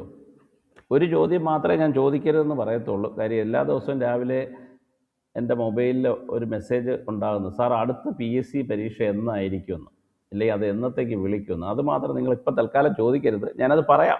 എൻ്റെ ഒരു എന്നായിരിക്കും എന്നുള്ളതല്ല, എൻ്റെ ഒരു അഭിപ്രായം പറയാം. ഇല്ലെങ്കിൽ എൻ്റെ അഭിപ്രായം ഞാൻ പല പ്രാവശ്യം പറഞ്ഞിട്ടുണ്ട്, ചിലരോടൊക്കെ അത് പറഞ്ഞിട്ട് വഴക്കും കൂടിയിട്ടുണ്ട്. ഓക്കെ, അതൊഴികെ ആ ക്വസ്റ്റ്യൻ നമുക്ക് അവസാനം ആൻസർ ചെയ്യാം. കട്ട് ഓഫ് ഒക്കെ എത്ര വരും? ആ ചോദ്യം ചോദിക്കരുതെന്ന് ഞാൻ പറയണമെന്ന് കരുതിയാണ്. കട്ട് ഓഫ് ഇതൊരു മത്സര പരീക്ഷയാണ്. ഇപ്പോൾ വളരെ സിമ്പിൾ ക്വസ്റ്റ്യൻ ആണെങ്കിൽ ചിലപ്പോൾ കട്ട് ഓഫ് 80-ൽ കയറിപ്പോവും, 80 85 ഒക്കെ ആകാം. ടഫായിട്ടുള്ള ക്വസ്റ്റ്യൻ ആണെങ്കിൽ ചിലപ്പോൾ 40-ൽ വരും. അതുകൊണ്ട് ക്വസ്റ്റ്യൻ കണ്ടാലേ നമുക്ക് പറയാൻ പറ്റത്തുള്ളൂ കട്ട് ഓഫ് എത്ര വരുമെന്ന്. ഒരു പക്ഷേ കഴിഞ്ഞ 2023 PSC മുതൽ എന്നോടൊപ്പം ഉള്ളവർ ഒരു പക്ഷേ ഓർക്കുന്നുണ്ടാകും, ഞാൻ അന്ന് കൃത്യമായി പറഞ്ഞു ഒരു 60 മാർക്കിനും ഒരു 50 മാർക്കിനും ഇടയിൽ ഒരു 52 മാർക്ക് 53 മാർക്ക് കിട്ടിയാൽ ലിസ്റ്റിൽ വരുമെന്ന്. അതുപോലെ സംഭവിച്ചു. കാര്യം നമുക്ക് ആ ക്വസ്റ്റ്യൻ കാണുമ്പോൾ അറിയാം എത്ര പേര് അതുപോലെ വരുമെന്ന്. അതുകൊണ്ട് ക്വസ്റ്റ്യൻ കാണാതെ നമുക്കത് പറയാൻ പറ്റില്ല. ക്വസ്റ്റ്യൻ കുറച്ച് സിമ്പിളാണ്, ഡയറക്റ്റ് ക്വസ്റ്റ്യനാണ്, എല്ലാവരും ഒരുവിധം സാറ്റിസ്ഫൈഡ് ആണെങ്കിൽ കട്ട് ഓഫ് വളരെ മുകളിലായിരിക്കും. കാര്യം എല്ലാവരും പ്രിപ്പയർ ചെയ്തിട്ടാണ് പോകുന്നത്. ഇപ്പോൾ നിങ്ങൾ അറിഞ്ഞിരിക്കേണ്ട ഒരു കാര്യം, സക്സസിൻ്റെ തന്നെ പെയ്ഡ് ബാച്ചിൽ നിലവിൽ 1200 പേര് ലൈവ് ക്ലാസ്സുകളിൽ പങ്കെടുക്കുന്നുണ്ട്. 12 ബാച്ച് കഴിഞ്ഞ് 13ാമത്തെ ബാച്ച് നടന്നുകൊണ്ടിരിക്കുക അതിൻ്റെ രജിസ്ട്രേഷൻ. വേറെ ഒരു 600 പേര് നമ്മുടെ റെക്കോർഡഡ് ബാച്ചിലുമുണ്ട്. അതായത് 1600ഓളം പേര് വിവിധ ബാച്ചുകളിൽ പഠിക്കുന്നവരുണ്ട്. അതിലെല്ലാവരും പഠിക്കുന്നു എന്നൊന്നും ഞാൻ പറയുന്നില്ല, അവകാശപ്പെടുന്നില്ല. എങ്കിലും പൈസ മുടക്കി അതിനുവേണ്ടി ശ്രമിക്കുന്നവരുണ്ട്. ഞാനൊക്കെ എഴുതുന്ന പരീക്ഷ സമയത്ത് എനിക്ക് ഉറപ്പായിരുന്നു ഒരു 100 പേരൊക്കെ പഠിച്ചിട്ട് എഴുതിയിട്ടുള്ളൂ. അന്നും ഒരു 3000 പേര് എഴുതാനുണ്ടായിരുന്നു, ഇല്ലെങ്കിൽ ഒരു 2500 പേര് എഴുതാനുണ്ടായിരുന്നു. അതിലൊരു 100 150 പേരാണ് പഠിച്ചിട്ട് പോയത്. ബാക്കിയുള്ളവരൊക്കെ ഹാൾ ടിക്കറ്റ് വന്ന ശേഷം കീനോട്ടൊക്കെ എന്നെടുത്ത് മറിച്ച് നോക്കിയിട്ട് പോയവരാണ്. വെറുതെ പറയുന്നതല്ല, കാര്യം അന്നൊക്കെ അത്രയും ഒരു സീരിയസ്നെസ്സിലൊന്നും ആരും എടുത്തിരുന്നില്ല പരീക്ഷ. പിന്നീട് ഓരോ പരീക്ഷകളും കുറേശ്ശെ ടഫായി വന്നാൻ തുടങ്ങി. ടഫെന്ന് പറഞ്ഞാൽ കൂടുതൽ പേര് പ്രിപ്പയർ ചെയ്യാൻ തുടങ്ങി. അതുകൊണ്ട് ക്വസ്റ്റ്യൻ കാണാതെ നമുക്ക് പറയാൻ പറ്റില്ല. കഴിഞ്ഞ പ്രാവശ്യത്തെ ക്വസ്റ്റ്യൻ്റെ ഒരു പ്രത്യേകത ഞാൻ പലപ്പോഴും പറയാറുള്ളതാണ്. കഴിഞ്ഞ പ്രാവശ്യം പരീക്ഷ നടക്കുന്നത് ജൂൺ 26-ാം തീയതിയാണ് 2023. അന്ന് ഞാൻ എൻ്റെ ജില്ലയിൽ, അന്ന് ഓരോ ജില്ലയിലും ഒരു സെൻറ്ററായിരുന്നു. കൊല്ലം ജില്ലയിൽ കൊല്ലം TKDM ഹയർ സെക്കൻഡറി സ്കൂളാണ്, TK Divakaran memorial higher secondary school കടപ്പാക്കടയായിരുന്നു. ഞാൻ ആ സെൻറ്ററിൽ നേരിട്ട് എക്സാം കഴിയാറായപ്പോൾ ഞാൻ അവിടെ ചെന്ന് ഓരോരുത്തരും ഇറങ്ങി വരുന്ന നോക്കി നിന്നിരുന്നു. പലരെയും, എൻ്റെ ഗ്രൂപ്പിലുള്ള പലരെയും, കൊല്ലംകാരായ പലരെയും ഞാൻ നേരിട്ട് കാണുന്ന അന്നാണ്. അപ്പോൾ ഇറങ്ങി വന്നവരോടൊക്കെ ചോദിച്ചപ്പോൾ എനിക്ക് കിട്ടിയൊരു റെസ്പോൺസ് എന്ന് പറഞ്ഞാൽ, ക്വസ്റ്റ്യൻ പേപ്പർ അവരുടെ കയ്യിലിരിക്കുകയാണ്, സാറ് ഞങ്ങൾക്കൊരു 75 മാർക്കിന് മുകളിൽ ഉറപ്പായിട്ട് കിട്ടും. എനിക്ക് വളരെ സന്തോഷം തോന്നി. ഓക്കെ, നല്ല കാര്യം. ഈ 75 മാർക്ക് കിട്ടുമെന്ന് പറഞ്ഞവർ തന്നെ ഞാൻ ഒരു 2 മണിക്കൂർ കഴിഞ്ഞ് എൻ്റെ വീട്ടിലെത്തിയപ്പോൾ ഫോൺ വിളിച്ച് പറയുന്നു, സാർ ഞാൻ ക്വസ്റ്റ്യൻ ഒന്നുകൂടെ നോക്കിയപ്പോൾ 75 കിട്ടില്ല, ഒരു 65 കിട്ടത്തുള്ളൂ. ഞാൻ പറഞ്ഞു ഓക്കെ, കുഴപ്പമില്ല. അപ്പോഴത്തേക്ക് ഞാനും ക്വസ്റ്റ്യൻ കണ്ടു, 65 കിട്ടുമല്ലോ, അത് മതി. അതേ ആൾ, ഞാനിത് വെറുതെ പറയുന്നില്ല, അന്ന് നമ്മുടെ ഹോമിയോപ്പതി ഗ്രൂപ്പുകളിലൊക്കെ ഒരു ട്രോളായിട്ടൊക്കെ വന്നിരുന്നു ഇതേ സംഭവം, ഇതുപോലെ തന്നെ. അതേ ആളുകൾ വീട്ടിൽ ചെന്ന് പുസ്തകമൊക്കെ മറിച്ച് നോക്കിയിട്ട് 65 55 കിട്ടത്തുള്ളൂ എന്ന് പറഞ്ഞു. വൈകിട്ട് ഒരു 6 മണിയായപ്പം PSC ഒഫീഷ്യൽ കീ പ്രസിദ്ധീകരിച്ച് കഴിഞ്ഞപ്പോൾ ഈ 55 കിട്ടുമെന്ന് പറഞ്ഞ ആൾ തന്നെ പറഞ്ഞു, സാർ എനിക്ക് 45 കിട്ടത്തുള്ളൂ. ഇത് ഞാൻ വെറുതെ പറയുന്നില്ല, ഇത് എനിക്ക് പേഴ്സണലായിട്ടുണ്ടായ അനുഭവം അല്ലാതെ തന്നെ ഒരു 7 മണിയായപ്പം നമ്മുടെ ഹോമിയോപ്പതിയുടെ ഒരു ജനറൽ ഗ്രൂപ്പിൽ ഇതൊരു ട്രോളായിട്ട് വന്നു, ഒരു കാർട്ടൂണായിട്ട് വന്നു. പരീക്ഷ ഹാളിൽ നിന്ന് ഇറങ്ങിയപ്പോൾ 85, വീട്ടിൽ ചെന്ന് നോക്കിയപ്പോൾ അത് 65, കീ വന്നപ്പോൾ അത് 55. അങ്ങനെയാണെന്ന് അത് കാർട്ടൂൺ ഞാനിപ്പോഴും ഓർക്കുന്നു, ആ പോസ്റ്റർ. അപ്പോൾ അത് കുഴപ്പം നോക്കിയവരുടെ ഒന്നും കുഴപ്പമല്ല, ക്വസ്റ്റ്യൻ പലതും ഒരു നെഗറ്റീവ് മീനിങ് ഒക്കെ ഉള്ള ക്വസ്റ്റ്യൻസ് ആയിരുന്നു. പക്ഷേ ഒറ്റയടിക്ക് വായിക്കുമ്പോൾ മറ്റേതാണ് ശരിയെന്ന് തോന്നും, നന്നായിട്ട് മനസ്സിരുത്തി വായിക്കുമ്പോൾ മനസ്സിലാവും ഞാൻ എഴുതിയത് തെറ്റാണെന്ന്.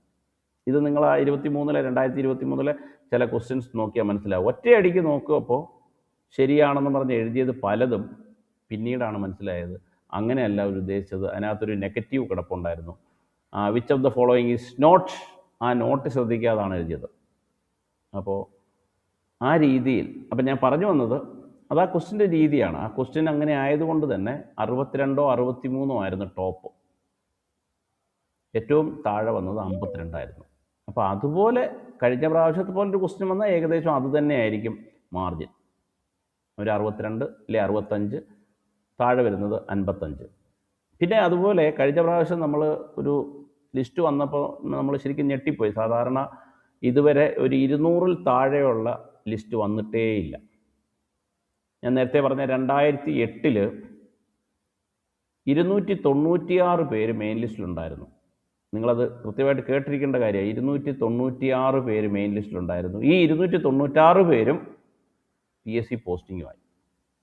മൊത്തം ആ ലിസ്റ്റിൽ നിന്ന് 390 പേരാണ് മൊത്തം ലിസ്റ്റിൽ നിന്ന് കയറിയത്. 2008 പരീക്ഷ എഴുതി 2009 ലിസ്റ്റ് വന്നു.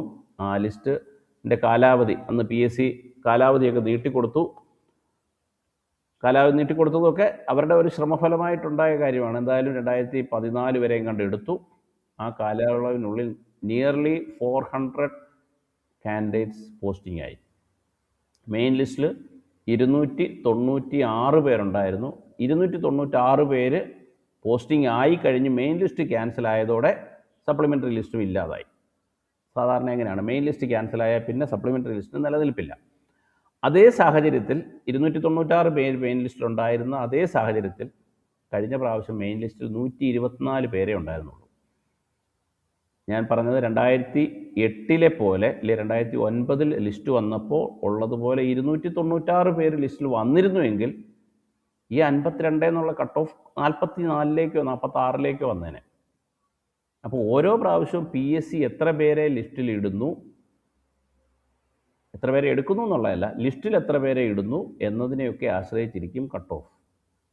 കാര്യം 52 കഴിഞ്ഞ് 51നും 52നും ഇടയിൽ ഒരു 20 പേരായിരിക്കും. ആ 20 പേരെ അപ്പോൾ 124ൻ്റെ സ്ഥാനത്ത് 144 എടുത്തിരുന്നെങ്കിൽ ആ 20 പേരൂടെ കയറിയേനെ, താഴത്തെ കട്ട് ഓഫ് 51ആയിട്ട് കുറഞ്ഞേനെ. അങ്ങനെ താഴോട്ട് കുറഞ്ഞ് 20-30 പേര് വീതം താഴോട്ട് വന്നേനെ. ഒരു 300 പേരുടെ ലിസ്റ്റായിരുന്നു വന്നിരുന്നെങ്കിൽ, അത്രയും വലിയൊരു ലിസ്റ്റ് ഉണ്ടാക്കിയിട്ട് എന്താ കാര്യം എന്ന് ചോദിക്കരുത്, ചിലപ്പോൾ വലിയ കാര്യം ഉണ്ടാകില്ല. പക്ഷേ അന്ന് ഒരുപാട് പേര് അത് പരാതി പറഞ്ഞിരുന്നു, സാർ ഇത്രയും ചെറിയൊരു ലിസ്റ്റ് കഷ്ടമായി പോയല്ലോ എന്ന് പറഞ്ഞിരുന്നു. എനിക്കും തോന്നിയിരുന്നു. പക്ഷേ ഇപ്പോഴത്തെ ഒരവസ്ഥ വെച്ചിട്ട് അത്രയും ചെറിയ ലിസ്റ്റായത് നന്നായി എന്ന് എനിക്കിപ്പോൾ തോന്നാറുണ്ട്. കാര്യം മെയിൻ ലിസ്റ്റിൽ 30ാമത്തെ ആളിന് പോലും പോസ്റ്റിംഗ് കിട്ടിയിട്ടില്ല എന്നാണ് ഞാൻ ഇന്ന് അറിയുന്നത്. നമ്മുടെ ഫാക്കൽറ്റിയൊക്കെ ആയിട്ടുള്ള ഡോക്ടർ ശില്പ ശശിയാണ് നമ്പർ 30. ശില്പ ഡോക്ടർക്ക് ഇതുവരെ അഡ്വൈസ് വന്നിട്ടില്ല എന്നാണ് അറിയുന്നത്. സർ, ലിസ്റ്റിലുള്ളവർക്ക് എത്ര പേർക്ക് ഷുവറായിട്ട് പോസ്റ്റിംഗ് ആകും? ഓക്കെ, അതും ഈ പറഞ്ഞതുപോലെ മറുപടി പറയാൻ കുറച്ച് ബുദ്ധിമുട്ടുള്ളൊരു കാര്യമാണ്. അതിനകത്തൊരല്പം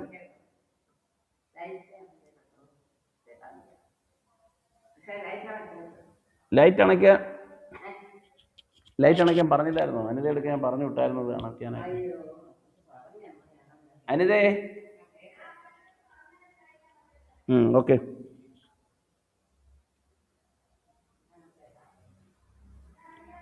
ഓക്കെ,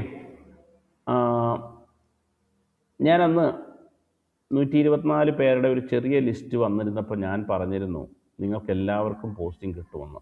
പക്ഷേ ഇന്നത്തെ സാഹചര്യത്തിൽ അങ്ങനെ ഉണ്ടാകുമോ എന്ന് ഞാൻ സംശയിക്കുകയാണ്. എങ്കിലും എനിക്കിപ്പോഴും പ്രതീക്ഷയുണ്ട് 124 പേരും പോസ്റ്റിംഗ് ആകുമെന്ന്. ഞാൻ മുമ്പേ പറഞ്ഞതുപോലെ 2009 വന്ന ലിസ്റ്റിൽ, 2009, 2010 ആ സമയത്ത് വന്ന ലിസ്റ്റിൽ 395 പേരോ 396 പേരോ ആണ് പോസ്റ്റിംഗ് ആയത് ഒരു ലിസ്റ്റിൽ നിന്ന്. അന്ന് പ്രത്യേകിച്ച് അത്ഭുതങ്ങളൊന്നും സംഭവിച്ചിട്ടില്ല. എല്ലാ വർഷവും ഒരു 50 ഡിസ്പെൻസറി വീതം സർക്കാർ അനുവദിച്ചു. നമ്മുടെ കേരളത്തിലെ എല്ലാ ഹോമിയോ ആശുപത്രികളിലും RMO പോസ്റ്റ് അനുവദിച്ചു. ഒരുപാട് പോസ്റ്റ്, നമ്മൾ പ്രതീക്ഷിക്കാത്ത ഒരുപാട് പോസ്റ്റുകൾ, നമ്മൾ പോലും ആവശ്യപ്പെടാത്ത പോസ്റ്റുകൾ. നമ്മുടെ ആശുപത്രികളിൽ RMO പോസ്റ്റൊന്നും ഹോമിയോ മെഡിക്കൽ ഓഫീസർമാരുടെ സംഘടന പോലും ആവശ്യപ്പെട്ടിരുന്നതൊന്നുമല്ല. ഒരുപാട് പോസ്റ്റുകൾ ക്രിയേറ്റ് ചെയ്തു. അത് ശ്രീ ഉമ്മൻചാണ്ടി മുഖ്യമന്ത്രിയും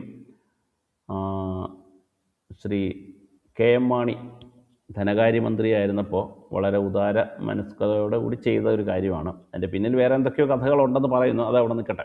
എന്തായാലും അന്ന് 396 പേര് പോസ്റ്റിംഗായി. അതിൽ 296 പേര് മെയിൻ ലിസ്റ്റിലുള്ളവരായിരുന്നു.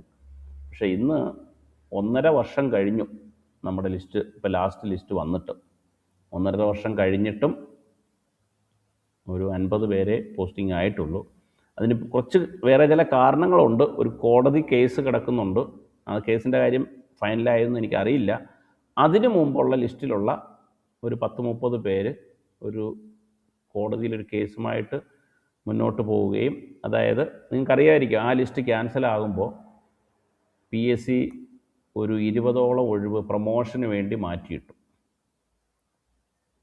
അത് നിയമപരമായിട്ട് അങ്ങനെ മാറ്റിയിടാൻ പാടില്ലായിരുന്നു എന്ന് പറഞ്ഞ് അവർ കോടതിയിൽ പോയി. ഹൈക്കോടതിയുടെ സിംഗിൾ ബെഞ്ചും ഡിവിഷൻ ബെഞ്ചും അവർക്ക് അനുകൂലമായി വിധിച്ചിട്ടും PSC സുപ്രീം കോടതിയിലേക്ക് പോയി. ആ കേസ് കഴിഞ്ഞോ എന്ന് എനിക്കറിയില്ല. ആർക്കെങ്കിലും അറിയോ? ഈ കൂട്ടത്തിലുള്ള ആർക്കെങ്കിലും അറിയോ? 2018 എഴുതിയ PSC ലിസ്റ്റിലുള്ളവരുടെ റാങ്ക് ലിസ്റ്റിൽ നിന്ന് ഒരു കോടതി കേസുണ്ടായിരുന്നു. ആ കേസ് കഴിയാത്തത് കൊണ്ട് PSC കുറച്ച് വേക്കൻസികൾ പിടിച്ചു വെച്ചിട്ടുണ്ടെന്ന് എനിക്ക് തോന്നുന്നു. പിന്നെ കഴിഞ്ഞിട്ടില്ല എന്ന് ഡോക്ടർ പറയുന്നുണ്ട്. അപ്പോൾ അങ്ങനെ ഒരു കേസ് കിടക്കുന്നതുകൊണ്ട് തന്നെ PSCക്ക് അങ്ങനെ കുറച്ച് അവർക്ക് അഥവാ കൊടുക്കാൻ പറഞ്ഞാൽ കൊടുക്കേണ്ടി വരും. പറയാൻ പക്ഷേ ഒരു സാധ്യതയും ഞാൻ കാണുന്നില്ല. കാര്യം PSC ഇത്തരത്തിലുള്ള കേസുകളിലൊന്നും കൊടുക്കാറേയില്ല. അവർ സുപ്രീം കോടതി വരെയും പോകും. കാര്യം അവരെ സംബന്ധിച്ച് സുപ്രീം കോടതി പോകുന്നതിന് വലിയ കാര്യമൊന്നുമില്ല. പക്ഷേ ഈ റാങ്ക് ഹോൾഡേഴ്സിനെ സംബന്ധിച്ച്, അല്ലെങ്കിൽ ലിസ്റ്റിലുള്ളവരെ സംബന്ധിച്ച് സുപ്രീം കോടതി പോകുന്നതിന് കുറച്ച് പാടുണ്ട്. കാര്യം സുപ്രീം കോടതി വരെ ഒരു കേസ് നടത്തിയ ഒരാളാണ് ഞാൻ. അപ്പോൾ എനിക്കറിയാം, ഒരു സിംഗിൾ സിറ്റിങ്ങിന് അവർ 5 lakhs ആണ് വാങ്ങുന്നത്. ഏറ്റവും മിനിമം. ഞങ്ങളുടെ ഒരു കേസിൽ 5 lakhs വാങ്ങിയിട്ട് നമ്മുടെ അഡ്വക്കേറ്റ് ഇരുന്ന കസേരയിൽ നിന്ന് അനങ്ങണ്ടി പോലും വന്നില്ല. കാര്യം 30 അല്ല ഒരു 1.5 മിനിറ്റ് കൊണ്ട് കേസ് ഡിസ്പോസ് ചെയ്തു. അദ്ദേഹം ഓക്കെ പറഞ്ഞു. നമ്മൾ വീണ്ടും ചെന്നപ്പോൾ അദ്ദേഹം പറഞ്ഞു വീണ്ടും വേണേൽ റിവ്യൂ കൊടുക്കാം, വീണ്ടും ഒരു 5 lakhs തരണമെന്ന് പറഞ്ഞു. അപ്പം ഞാൻ പറഞ്ഞത് കോടതി ചിലവ് അത്ര കൂടുതലാണ്. ഓക്കെ, അപ്പോൾ ആ കേസ് കിടക്കുന്നത് കൊണ്ട് കുറച്ച് വേക്കൻസികൾ പെൻഡിങ് ഇട്ടിട്ടുണ്ടോ എന്ന് എനിക്ക് സംശയമുണ്ട്. പിന്നെ ഇപ്പോൾ ഈ ജനറൽ ട്രാൻസ്ഫറൂടെ കഴിയുമ്പോൾ കുറച്ച് പ്രൊമോഷൻസ് നടക്കാനുണ്ട്. ഈ മെയിലെ റിട്ടയർമെൻറ്റിൻ്റെ CMO പോസ്റ്റിലെ കുറച്ച് പ്രൊമോഷൻസ് നടക്കാനുണ്ട്. അതുമൊക്കെ വരുമ്പോൾ ഒരു പക്ഷേ 125 പേരും ഉള്ളിൽ കടക്കാൻ സാധ്യതയുണ്ട്. പിന്നെ ഞാൻ കഴിഞ്ഞ ദിവസം പറഞ്ഞിരുന്നത് പോലെ പുതിയ സർക്കാരിൽ നമുക്ക് വലിയ പ്രതീക്ഷകളാണുള്ളത്. പുതിയ സർക്കാർ പുതിയ പ്രതീക്ഷകൾ എന്നൊക്കെ പറഞ്ഞിട്ട് നമ്മൾ പ്രോഗ്രാംസൊക്കെ വെച്ചിട്ടുണ്ട്. ഞാനും ഇന്നലെ നമ്മൾ വെച്ചിരുന്ന ഈ ഓറിയൻറ്റേഷൻ പ്രോഗ്രാം മാറ്റിവെച്ചത് തന്നെ അതുപോലൊരു സംഘടനയുമായിട്ട് നമ്മളൊരു ഡിസ്കഷൻ നടത്തുകയും അതിൻ്റെ ഭാഗമായിട്ട് കുറച്ച് പോയിൻറ്റ്സ് തയ്യാറാക്കി സർക്കാരിൻ്റെ പരിഗണനയിലേക്ക് വിടുകയാണ്. അതിലെന്തെങ്കിലുമൊക്കെ ഒന്ന് അനുഭാവപൂർവ്വം സർക്കാർ പരിഗണിച്ചാൽ ഒരു പക്ഷേ നമുക്ക് പുതിയ പോസ്റ്റ് ക്രിയേഷൻസ് ഉൾപ്പെടെ നടക്കാൻ സാധ്യതയുണ്ടെന്നും അതുവഴി ഒരു വർഷം ഒരു വർഷമല്ല, ഒരു PSC ലിസ്റ്റിൽ നിന്ന് ഒരു 200 പേരെയെങ്കിലും എടുക്കണം എന്നുള്ളതാണ് നമ്മുടെ ഒരു ആഗ്രഹം. പക്ഷേ അത് നടക്കുമെന്ന് നമുക്ക് ഉറപ്പ് പറയാൻ പറ്റത്തില്ല. അപ്പോൾ അതുകൊണ്ട് ആ ഒരു ചോദ്യത്തിന് ഞാൻ കൃത്യമായൊരു ഉത്തരം പറയുന്നില്ല എത്ര പേര് പോസ്റ്റിംഗ് ആകുമെന്ന്. പക്ഷേ ഈ ലിസ്റ്റിൽ നിന്ന് 124 പേരാണുള്ളത്. അതിൽ 1-2 പേര് എനിക്ക് തോന്നുന്നു കോളേജിലേക്കൊക്കെ പോസ്റ്റിംഗ് ആയി പോയെന്ന് തോന്നുന്നു. അത് കഴിഞ്ഞിട്ട് ഇനി ഒരു 120 പേരെ ഉള്ളെന്ന് തോന്നുന്നു. ആ 120 പേരും നമ്മുടെ കണക്കൂട്ടലനുസരിച്ച് ഒരു 110 പേർക്ക് വരെ പോസ്റ്റിംഗ് ആകാനുള്ള സാധ്യതയുണ്ട്. പക്ഷേ ബാക്കിയുള്ള കാര്യങ്ങൾ നമുക്ക് ഇപ്പോൾ 100% ഉറപ്പ് പറയാൻ പറ്റുന്നില്ല. ഏതായാലും ഒരു ലിസ്റ്റിൽ നിന്ന് ഒരു 100 പേരെ മാത്രമേ അടുത്തൊക്കെ ലിസ്റ്റിൽ നമ്മൾ പ്രതീക്ഷിക്കാവൂ. അതുകൊണ്ട് 100 പേരെന്ന് പറയുമ്പോൾ ഓപ്പൺ മെറിറ്റിൽ ഒരു 50-60 വന്നാലേ ഈ 100 പേർക്ക് ഉള്ളിൽ കയറാൻ പറ്റൂ. ബാക്കി കുറച്ച് പേര് സപ്ലിമെൻ്ററി ലിസ്റ്റിൽ നമുക്ക് കയറുന്നതായിരിക്കും. അപ്പം ഓപ്പൺ ലിസ്റ്റിൽ ഒരു 60-70 വന്നാൽ മാത്രമേ വലിയ പ്രതീക്ഷയ്ക്ക് വകയുള്ളൂ. ഓക്കെ, വേറെന്തെങ്കിലും? ഇത്തരം ക്വസ്റ്റ്യൻസ് ചോദിച്ച് എന്നെ കുഴപ്പിക്കരുത്. കാര്യം ഞാൻ പറയാൻ സങ്കടമാണ്. അത്രയും ചെറിയ ഒരു നമ്പറിന് വേണ്ടിയാണ് നമ്മൾ എഴുതുന്നത് എന്ന് പറയാൻ സങ്കടമാണ്. പക്ഷേ അവിടെയും ഞാൻ മറ്റൊരു കാര്യമാണ് ഞാൻ എപ്പോഴും പറയുന്നത്, ഒരു പോസ്റ്റേ ഉള്ളെങ്കിലും അത് ഞാൻ എഴുതിയെടുക്കും എന്നൊരു വാശിയിൽ നമ്മൾ പഠിച്ചാൽ, അങ്ങനെ പഠിച്ചാൽ ആദ്യത്തെ 10-നകത്തെങ്കിലും വന്നിരിക്കും. എന്നെക്കുറിച്ച് ഞാനിങ്ങനെ പുകഴ്ത്തി പറയുകയല്ല, എങ്കിലും ഞാൻ അങ്ങനെ ഒരു വാശിയിൽ പഠിച്ചൊരാളാണ്. എനിക്കൊരു ഗവൺമെൻറ് ജോബ് കിട്ടേണ്ടത് വളരെ അത്യാവശ്യമായിരുന്നൊരു സാഹചര്യത്തിൽ ആദ്യത്തെ 10-ൽ വരണം എന്നൊരു വാശിക്കാണ് ഞാൻ പ്രിപ്പയർ ചെയ്ത്. നിങ്ങൾക്ക് പലർക്കും അറിയാവുന്നതുപോലെ ഞാൻ 94-ലെ PSCയിലെ ഫസ്റ്റ് റാങ്ക് ഹോൾഡറാണ്. അപ്പോൾ അതുകൊണ്ട് തന്നെ ഫസ്റ്റ് റാങ്ക് എന്നൊക്കെ പറഞ്ഞാൽ അത്ര വലിയ കാര്യമൊന്നുമല്ല. നമ്മൾ 10,000-3000 പേരെഴുതുന്ന ഒരു പരീക്ഷയിൽ ആദ്യത്തെ റാങ്ക് വരിക, ആദ്യത്തെ റാങ്ക് പ്രതീക്ഷിച്ചാൽ ആദ്യത്തെ 10-നകത്തെങ്കിലും വരും. ആദ്യത്തെ 10-നകത്തൊക്കെ വന്നാൽ എന്തായാലും ആദ്യത്തെ പോസ്റ്റിങ്ങിൽ തന്നെ ഉള്ളിൽ കയറാൻ പറ്റും. ഓക്കെ, വേറെന്തെങ്കിലും?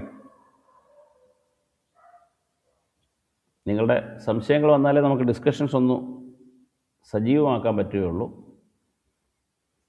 ഓക്കെ, നമുക്ക് ആ സിലബസിലേക്കൊന്ന് ഓടിച്ച് നോക്കാം. വേറെ എന്തെങ്കിലും ഉണ്ടോ? ചോദ്യങ്ങളുണ്ടെങ്കിൽ വരട്ടെ, കുഴപ്പമില്ല. ഇപ്പോൾ അനാറ്റമിയിൽ PSC തന്നിരിക്കുന്നത് ആകെ 3 പോയിൻറ്റ്സേ പറഞ്ഞിട്ടുള്ളൂ. ജനറൽ അനാറ്റമി, അപ്പോൾ അതിനകത്ത് എന്ത് വേണമെങ്കിലും ചോദിക്കാം. എംബ്രിയോളജി, നമ്മൾ കോളേജിൽ പഠിക്കുമ്പോൾ എംബ്രിയോളജി പഠിക്കുന്നുണ്ട്. പിന്നെ റീജിയണൽ അനാറ്റമി. അപ്പോൾ ഞാൻ അതിനകത്തുനിന്ന് കഴിഞ്ഞ ക്വസ്റ്റ്യൻസിൻ്റെ ഒരു 3 ക്വസ്റ്റ്യൻ വായിച്ച് നിങ്ങൾ കേട്ട് കാണും. അപ്പോൾ ഡെവലപ്മെൻ്റൽ അനാറ്റമി, ഓരോ സെൽസും എവിടുന്ന് ഡെവലപ്പ് ചെയ്യുന്നു എങ്ങനെയൊക്കെയുള്ള ആ ഡീറ്റെയിൽഡായിട്ട് ഉള്ള ക്വസ്റ്റ്യൻസ് വരുന്നുണ്ട്. ഫിസിയോളജി ആൻഡ് ബയോകെമിസ്ട്രിക്ക് അത് physiology, general, body fluids, all systems, special senses and biochemistry. നമ്മൾ ഫിസിയോളജി പഠിക്കുമ്പോഴും ബയോകെമിസ്ട്രി ഒഴിവാക്കാറാണ് പതിവ്. പക്ഷേ അങ്ങനെ ഒഴിവാക്കിയാൽ പറ്റത്തില്ല. ഇനി homeopathy, pharmacy, general concepts, raw materials, drugs and vehicles, homeopathy pharmaceutics, preparation and preservation of mother tincture, drug dynamisation, doctrine of signature, posology, prescription, pharmacopoeia, pharmacodynamics and pharmacognosy, quality control and legislation. ഈ quality കൺട്രോളിനകത്തുനിന്നും ലെജിസ്ലേഷനകത്തുനിന്നും എപ്പോഴും questions ഉണ്ടാകാറുണ്ട്. നമ്മൾ ഉപേക്ഷിക്കുന്ന ഭാഗങ്ങളാകാൻ സാധ്യതയുള്ളതാണ്. Pharmacy വളരെ easy ആയിട്ട്, അതായത് ഫാർമസിയിലെ 10 മാർക്കും നമ്മൾ വാങ്ങിയിരിക്കണം എന്നുള്ള രീതിയിൽ. കാര്യം ഫാർമസി ചെറിയൊരു പോർഷനാണ്. ചെറുതെന്ന് വെച്ചാൽ കമ്പയർ ടു മെറ്റീരിയ മെഡിക്ക. നമ്മൾ മെറ്റീരിയ മെഡിക്ക മൊത്തം പഠിച്ചാലും നമുക്ക് കിട്ടുന്ന 15 മാർക്കാണ്. ഫാർമസി അതിൻ്റെ ഒരു 25% ഉള്ളൂ. അതുപോലെ ഓർത്തെടുക്കാനൊന്നും വലിയ പാടില്ല. ആകെ ആ ഓൾഡ് സ്കൂൾ ഓഫ് പ്രിപ്പറേഷൻസിനകത്തുള്ള ചില സ്കെയിലുകളൊക്കെ ചിലപ്പോൾ ഓർക്കാൻ ഇത്തിരി ബുദ്ധിമുട്ട് വരുമെങ്കിലും ബാക്കിയൊക്കെ നമുക്ക് ഈസിയാണ്. ദെൻ ഹോമിയോപ്പതി മെറ്റീരിയ മെഡിക്ക, അവിടെയാണ് basic concepts, classification, sources of homeopathy materia medica, nosodes and sarcodes, concordance or remedy relationship. ഈ റെമഡി റിലേഷൻഷിപ്പിനകത്തുനിന്ന് ഞാൻ മുമ്പേ പറഞ്ഞതുപോലെ ആൻഡോട്ടും ഇനിമിക്കലും ഒക്കെ വെച്ചിട്ട് മാച്ച് ചെയ്യാനും ഒക്കെ ചോദിക്കാറുണ്ട്. അത് നമ്മുടെ കയ്യിൽ നിന്ന് മാർക്ക് പോകാനുള്ള സാധ്യതയാണ്. Then constitution, temperament and diathesis. അവിടെയും ചില ഡയാത്തിസിസ് ഒക്കെ പറഞ്ഞിട്ട്, ഇല്ലെങ്കിൽ ടെമ്പറമെൻറ്റ്സ് പറഞ്ഞിട്ട്, ബില്ലിയസ് ടെമ്പറമെൻറ്റ്സിൻ്റെ ഒരു 4 മെഡിസിൻസ്, ഇല്ലെങ്കിൽ സാങ്ക്വൈൻ ടെമ്പറമെൻറ്റ്, അങ്ങനെ പറഞ്ഞിട്ട് നമ്മൾ അത്രയും ഇമ്പോർട്ടൻസ് കൊടുക്കാത്തൊരു സംഭവമാണ്. അത് മാച്ച് ചെയ്യാനായിട്ടോ ഇല്ലെങ്കിൽ അതിൽ നിന്ന് ഏതാണ് അല്ലാത്തത് എന്നൊക്കെ ചോദിക്കാനുള്ള സാധ്യതയുണ്ട്. Drugs and tissue remedies from first BHMS to 4th BHMS or final BHMS, അങ്ങനെയാണ് അത് കൊടുത്തിരിക്കുന്നത്. ആ ഡ്രഗ്സിൻ്റെ ലിസ്റ്റ് ഏറ്റവും പുതിയ ഡ്രഗ് ലിസ്റ്റ് തന്നെ വെച്ച് പഠിക്കുക. Then organon of medicine, homeopathy philosophy, 15 മാർക്ക്. അവിടെ നമ്മൾ വലിയ ഇമ്പോർട്ടൻസ് കൊടുക്കാത്ത ഒരു സംഭവമുണ്ട്, history of medicine. History of മെഡിസിനകത്ത് നമ്മൾ കോളേജിലൊക്കെ പഠിക്കുമ്പോൾ ഇമ്പോർട്ടൻസ് കൊടുക്കുമെങ്കിലും പരീക്ഷയ്ക്ക് അതിൻ്റെ ഇമ്പോർട്ടൻസ് കൊടുക്കാറില്ല.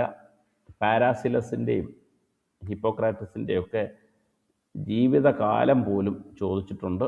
അതുപോലെ ചരകനും ശുശ്രൂഷനും ഒക്കെ കയറി വരാറുണ്ട്. ലൈഫ് ഹിസ്റ്ററി ഓഫ് ഹനുമാൻ, അതെപ്പോഴും ചോദിക്കുന്നതാണ്, നമുക്കറിയാം. അവിടെയും ലൈഫ് ഹിസ്റ്ററി മാത്രമല്ല, അദ്ദേഹത്തിൻ്റെ കോൺട്രിബ്യൂഷൻസ് ആണ് ചോദിക്കുന്നത്. Works of doctor Samuel Hahnemann, അതിൻ്റെയും പലതിൻ്റെയും വർഷങ്ങളൊക്കെ ചോദിച്ച് നമ്മളെ ബുദ്ധിമുട്ടിക്കാറുണ്ട്. His contributions, then fundamental principles of homeopathic prophylaxis, different editions of organon of medicine. Editions തമ്മിലുള്ള ഡിഫറൻസും ആ എഡിഷൻസിൻ്റെ ഇയേഴ്സും ഉറപ്പായിട്ട് പഠിക്കുക. പയനിയേഴ്സ് ഓഫ് ഹോമിയോപ്പതി, പയനിയേഴ്സിനകത്ത് J.T. കെൻറ്റും റിച്ചാർഡ് ഹ്യൂഗ്സും H. റോബർട്ട്സും ഡൺഹാമും ഒക്കെ വരുന്നുണ്ട്. Then aphorisms, chronic diseases and chronic miasm, homeopathy philosophy, contribution of doctor J.T. Kent, H. Robert, Stuart Close and Richard Hughes. Then psychology ഉണ്ട്, ഫിലോസഫി ഉണ്ട്. ഫിലോസഫിക്കകത്തുനിന്ന് ക്വസ്റ്റ്യൻസ് ചോദിച്ചിട്ടുണ്ട്. ദെൻ പതോളജി, മൈക്രോബയോളജി ആൻഡ് പാരസൈറ്റോളജി 7 മാർക്കാണ്. General pathology and systemic pathology, microbiology general, then immunology, bacteriology, virology, fungal diseases and പാരസൈറ്റോളജി. Then forensic medicine and toxicology. Forensic medicine 3 മാർക്കേ ഉള്ളൂ. നമുക്കെപ്പോഴും ഒരല്പം ശ്രദ്ധ വെച്ചാൽ വലിയ ഒരുപാടങ്ങ് വായിച്ച് പോകാതെ നമുക്ക് 3 മാർക്കും വാങ്ങാൻ പറ്റുന്ന തരത്തിൽ കമ്പാരിറ്റീവ്ലി ഈസി ആയിട്ടുള്ള ക്വസ്റ്റ്യൻസ് ആയിരിക്കും ഈ ഫോറൻസിക് മെഡിസിനിൽ നിന്ന് പലപ്പോഴും കിട്ടുന്നത്. Forensic medicine, duties of registered medical practitioners in medico legal cases, then medical ethics, legal procedures, death and its medico legal importance, autopsy, forensic psychiatry, sexual offences, toxicology, general and clinical toxicology, general and clinical toxicology, then legislation relating to medical profession. Then surgery 4 mark, general surgery, systemic surgery, ENT, ophthalmology and dentistry. നമ്മൾ വലിയ importance കൊടുക്കാത്തൊരു ഭാഗമാണ്, അത് ചോദിക്കാറുണ്ട്. Then obstetrics and gynaecology, applied anatomy, applied physiology of menstruation, fertilisation, infections in genital tract, neoplasms in the genital tract, displacement of the uterus, normal delivery and safe delivery practices, high risk pregnancy and management, abortions, intrauterine growth retardation, obstetrics, antenatal, intranatal, postnatal conditions, management of normal and complicated labor. ഞാനിതെല്ലാം വായിക്കണോ എന്ന് എനിക്ക് സംശയമുണ്ട്. ഞാൻ വേണമെങ്കിൽ ഇത് ഗ്രൂപ്പിലേക്ക് ഇട്ടേക്കാം. ഞാൻ കമ്മ്യൂണിറ്റി മെഡിസിൻ ഒന്നും ഞാൻ അങ്ങനെ വായിക്കുന്നില്ല. റെപ്പർട്ടറിക്കകത്താണ് case taking and case processing, analysis and evaluation of symptoms, miasmatic assessment, totality of symptom, repertorial totality, selection of rubrics. ഈ സെലക്ഷൻ ഓഫ് റൂബ്രിക്സ് എന്ന് പറഞ്ഞിട്ട് ആ ഭാഗത്ത് ചില സിംറ്റംസ് തന്നിട്ട് അതിൻ്റെ മോസ്റ്റ് സ്യൂട്ടബിൾ റൂബ്രിക് ഏതാണെന്ന് പോലും ചോദിക്കുന്നുണ്ട്. നമ്മളതൊന്നും ഒരു പ്രാക്ടിക്കൽ പോയിൻ്റ് ഓഫ് വ്യൂവിൽ അത്ര ഇമ്പോർട്ടൻസ് അല്ല, പരീക്ഷയ്ക്ക് ഇത്ര ചോദിക്കാൻ സാധ്യതയില്ല എന്ന് കരുതി കള്ളിക്കളയുന്ന സാധനമാണ്. Then repertorial techniques and results, repertorial analysis, repertory need, scope and limitations, evolution and classification of repertories, methods and techniques of repertorization, steps of repertorization. പിന്നെ കുറേ റെപ്പർട്ടറികൾ പറയുന്നുണ്ട്. Study of Kent repertory, history, philosophical background, structure, concept of repertorization, adaptability, scope, limitations, gradation of remedies by different authors, terms and language of repertories or rubrics. Then therapeutic pocketbook and Boger-Boniasen's repertory, comparative study of different repertories, Ken's repertory, Boniasen's therapeutic pocketbook and Boger-Boniasen. ഇതിൻ്റെ ഒരു comparison, അതിനകത്ത് കെൻറ്റിൻ്റെ ഇന്ന ചാപ്റ്ററിൽ വന്നത് ഇവിടെ ഏത് ചാപ്റ്ററിൽ എന്നൊക്കെയുള്ള രീതിയിലുള്ള കമ്പാരിസൺ ചോദിക്കാറുണ്ട്.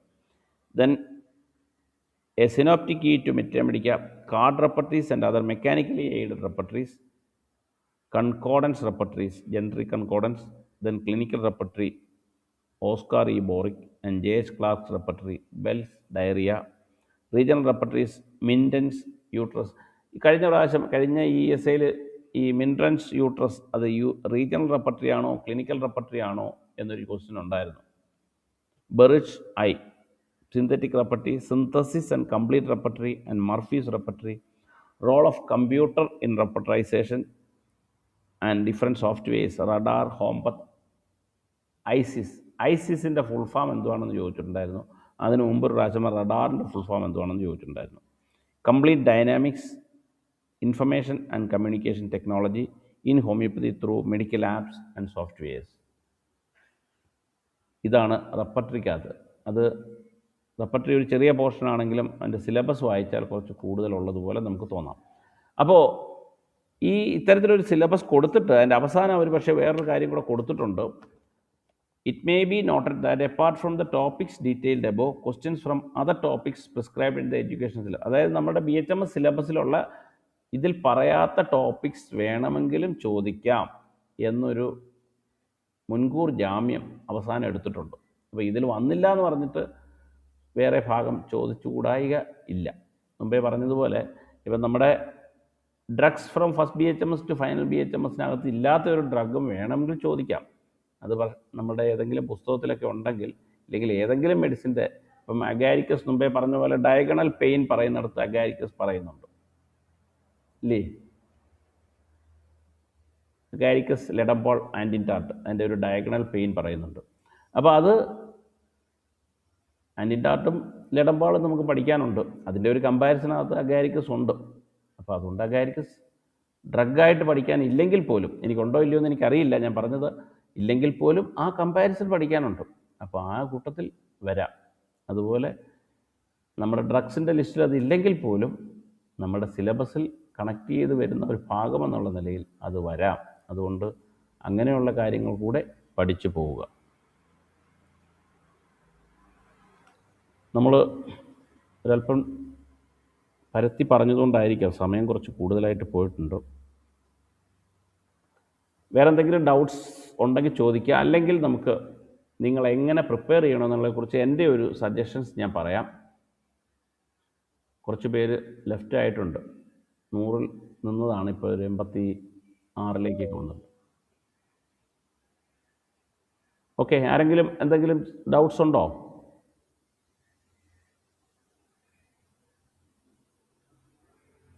ചോദിച്ചോളൂ, ധൈര്യമായിട്ട് ചോദിച്ചോളൂ. ഞാൻ ചില ചോദ്യങ്ങൾ ചോദിക്കരുതെന്ന് പറഞ്ഞിട്ടുണ്ടെങ്കിൽ അത് ചോദിക്കാം, കുഴപ്പമില്ല, നമുക്കതൊക്കെ ഡിസ്കസ് ചെയ്യാവുന്നതേ ഉള്ളൂ.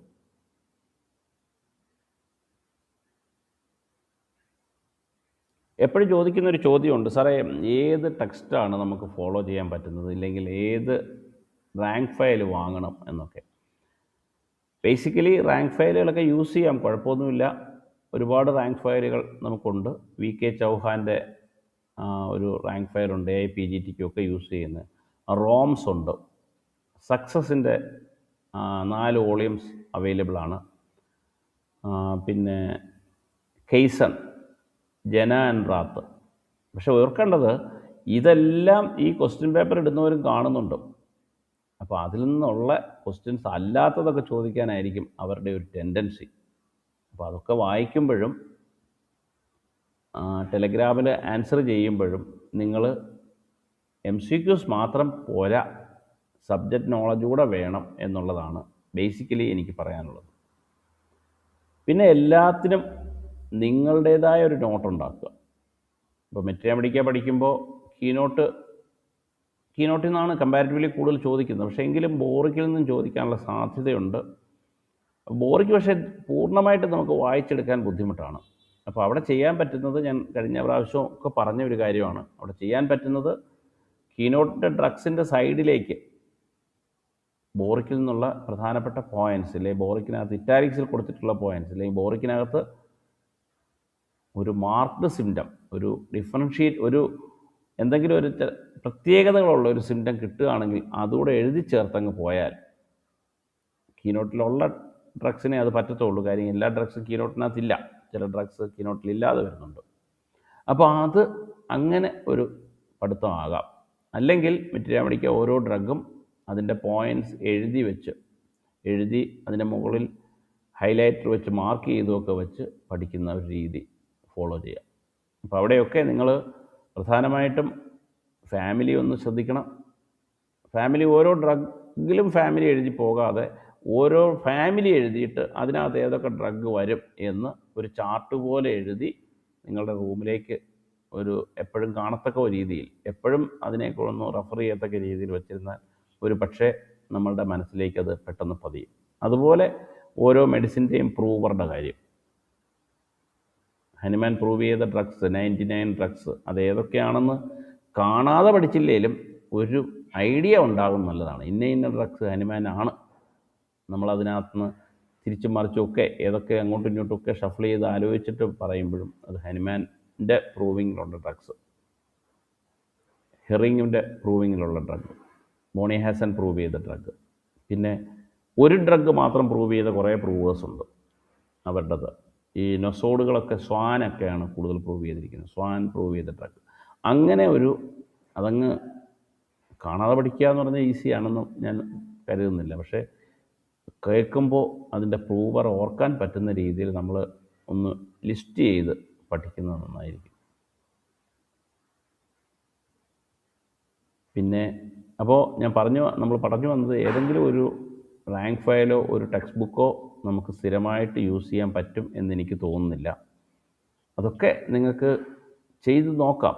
ക്വസ്റ്റ്യൻ പേപ്പറുകൾ ആൻസർ ചെയ്ത് നോക്കാം, നോട്ട്സ് ആൻസർ ചെയ്ത് നോക്കാം. നമ്മുടെ കേരളത്തിൽ തന്നെ IHMAയുടെ iBasic എന്ന് പറയുന്നത് വളരെ യൂസ്ഫുൾ ആയിട്ടുള്ളൊരു ടെക്സ്റ്റ് ബുക്കായിട്ട് എനിക്ക് തോന്നിയിട്ടുണ്ട്. അതുപോലെ PHFൻ്റെ മെഡിഗുരു, പുതിയ എഡിഷൻസ് അവൈലബിൾ ആണോ എന്ന് എനിക്കറിയില്ല. അതൊക്കെ വീണ്ടും അതൊക്കെ കുറച്ച് നന്നായിട്ട് വർക്ക് ചെയ്തിട്ടുള്ളവരുടെ ഇതാണ്. ഒരു പക്ഷേ PSC പോസ്റ്റിംഗ് കിട്ടിയിട്ടുള്ളവരോടൊക്കെ ഒന്ന് അതിൻ്റെ ഒരു പഴയ കോപ്പി സംഘടിപ്പിച്ച് പഠിച്ചാലും കുഴപ്പമൊന്നുമില്ല. അതൊക്കെ അപ്പോൾ അതിനകത്തേക്ക് പുതിയ അഡിഷൻസ് വരുന്നത് അതിൻ്റെ തന്നെ സൈഡുകളിൽ എഴുതി പോവുക. ചിലതൊക്കെ കാലഹരണപ്പെട്ടിട്ടും ഉണ്ടാവും, ചിലതൊക്കെ മാറിയിട്ടുണ്ടാവും. ഇപ്പോൾ നമ്മൾ ഈ ഹോസ്പിറ്റലിലെ ബയോമെഡിക്കൽ വേസ്റ്റ് മാനേജ്മെൻറ്റ് അതുമായിട്ട് ബന്ധപ്പെട്ട് എപ്പോഴും ചോദിക്കാറുണ്ട്, ഏത് ബിന്നാണ്, ഏത് നീഡിൽസൊക്കെ ഇല്ലെങ്കിൽ ഡിസ്പോസിബിൾ അല്ലാത്ത സാധനങ്ങൾ ഏതിനകത്താണ്, ബയോമെഡിക്കൽ വേസ്റ്റ് ഏതിനകത്താണ്, ബയോളജിക്കൽ വേസ്റ്റ് ഏതിനകത്താണ്, ഇങ്ങനെയൊക്കെ ചോദിക്കാറുണ്ട്. ആ ബിന്നിൻ്റെ കളറൊക്കെ ചോദിക്കാറുണ്ട്. ഇതൊക്കെ പഴയതിൽ ടെക്സ്റ്റ് ബുക്കുകളിൽ നിന്ന് ഇപ്പോൾ മാറ്റം വന്നിട്ടുണ്ട്. അപ്പോൾ ആ പുതിയ മാറ്റം പുതിയതായിട്ട് അത് ചിലപ്പോൾ ഒരു പക്ഷേ റാങ്ക് ഫയലിൽ ഉള്ള ഇത് ശരിയായിരിക്കത്തില്ല. അപ്പോൾ അത് കറക്റ്റ് ചെയ്ത് പുതിയ പുസ്തകത്തിലേക്ക് എഴുതി പഠിക്കുക. പിന്നെ ഞാൻ എപ്പോഴും പറയുന്നത് പോലെ കൺസിസ്റ്റൻ്റായി പഠിക്കുക. ഒരാഴ്ച അല്ലെ ഒരു മാസം പഠിച്ചു, പിന്നെ ഇനി പരീക്ഷ വരട്ടെ. അപ്പോൾ അവിടെയാണ് ഞാൻ മുമ്പേ പറഞ്ഞ എന്നായിരിക്കും എക്സാം എന്നുള്ള ഒരു ചോദ്യത്തിൻ്റെ ഉത്തരം വരുന്നത്. ഞാൻ നേരത്തെ പറഞ്ഞതുപോലെ 2018 പ്രത്യേകത, 2018 പരീക്ഷ നോട്ടിഫൈ ചെയ്തു, 2018 തന്നെ എക്സാം നടന്നു. അത് കഴിഞ്ഞിട്ട് 4 വർഷം കഴിഞ്ഞ് 2022 വീണ്ടും PSC വിളിച്ചു. 2022 ഒക്ടോബറിലാണ് last Kerala medical officer PSC notification വരുന്നത്. ഒക്ടോബറിൽ നോട്ടിഫിക്കേഷൻ വന്നു, 2023 ജൂൺ 26 എക്സാം നടന്നു. അപ്പോൾ ഒരു 8 മാസം സമയമെടുത്തു. പക്ഷേ ഇപ്രാവശ്യത്തെ ESI മെഡിക്കൽ ഓഫീസർ 6 മാസം കൊണ്ട് എക്സാം നടന്നു. അതുപോലെ തന്നെ അന്ന് ഈ 23 നടക്കുമ്പോൾ OMR ആയിരുന്നു. നമ്മൾ ക്വസ്റ്റ്യൻ പേപ്പർ നമ്മുടെ കയ്യിൽ തന്ന് OMR ഷീറ്റിനകത്ത് മാർക്ക് ചെയ്യുമായിരുന്നു. പക്ഷേ ഇപ്പോൾ ESI മെഡിക്കൽ ഓഫീസർ എക്സാം എനിക്ക് തോന്നുന്നു ഓൺലൈൻ ആയിരുന്നു തോന്നുന്നു. ഓൺലൈൻ ആയിരുന്നില്ലേ? നിങ്ങൾ ആരെങ്കിലും എഴുതിയിട്ടുണ്ടോ, ഓർക്കുന്നുണ്ടോ? ഓൺലൈനാണ്. ഈ ഓൺലൈൻ പരീക്ഷ ആകുമ്പോൾ അവർക്ക് പെട്ടെന്ന് പരീക്ഷ, ഇനിയുള്ള അപ്പോൾ പരീക്ഷകളെല്ലാം ഓൺലൈനായിരിക്കും. ഓൺലൈൻ ആകുമ്പോൾ അവർക്ക് പരീക്ഷകൾ പെട്ടെന്ന് നടത്താൻ പറ്റും. പരീക്ഷ നടത്താൻ വേറെ വലിയ ബുദ്ധിമുട്ടുകളൊന്നുമില്ല. ഓൺലൈൻ സെൻറ്റേഴ്സ് കേരളത്തിലെ മിക്കവാറും എല്ലാ ജില്ലകളിലും റെഡിയാണ്. എനിക്ക് തോന്നുന്നു വയനാട്, ഇടുക്കി 2 ജില്ലയിൽ ഒഴിച്ച് ബാക്കി എല്ലാ PSC ഓഫീസുകളോടും ചേർന്ന് ഓൺലൈൻ സെൻറ്റേഴ്സ് ഇപ്പോൾ ഉണ്ട്. ഇനി ഒരു പ്രധാനപ്പെട്ട കാര്യം, ഒരു പക്ഷേ നിങ്ങളിൽ പലർക്കും അറിഞ്ഞുകൂടാത്തൊരു കാര്യം ഞാൻ പറയാം. നമ്മളുടെയൊക്കെ ഒരു വിശ്വാസം PSC ലിസ്റ്റിൻ്റെ കാലാവധി എത്ര നാളാണെന്നാണ്. ആരെങ്കിലും ഒന്ന് പറഞ്ഞേ.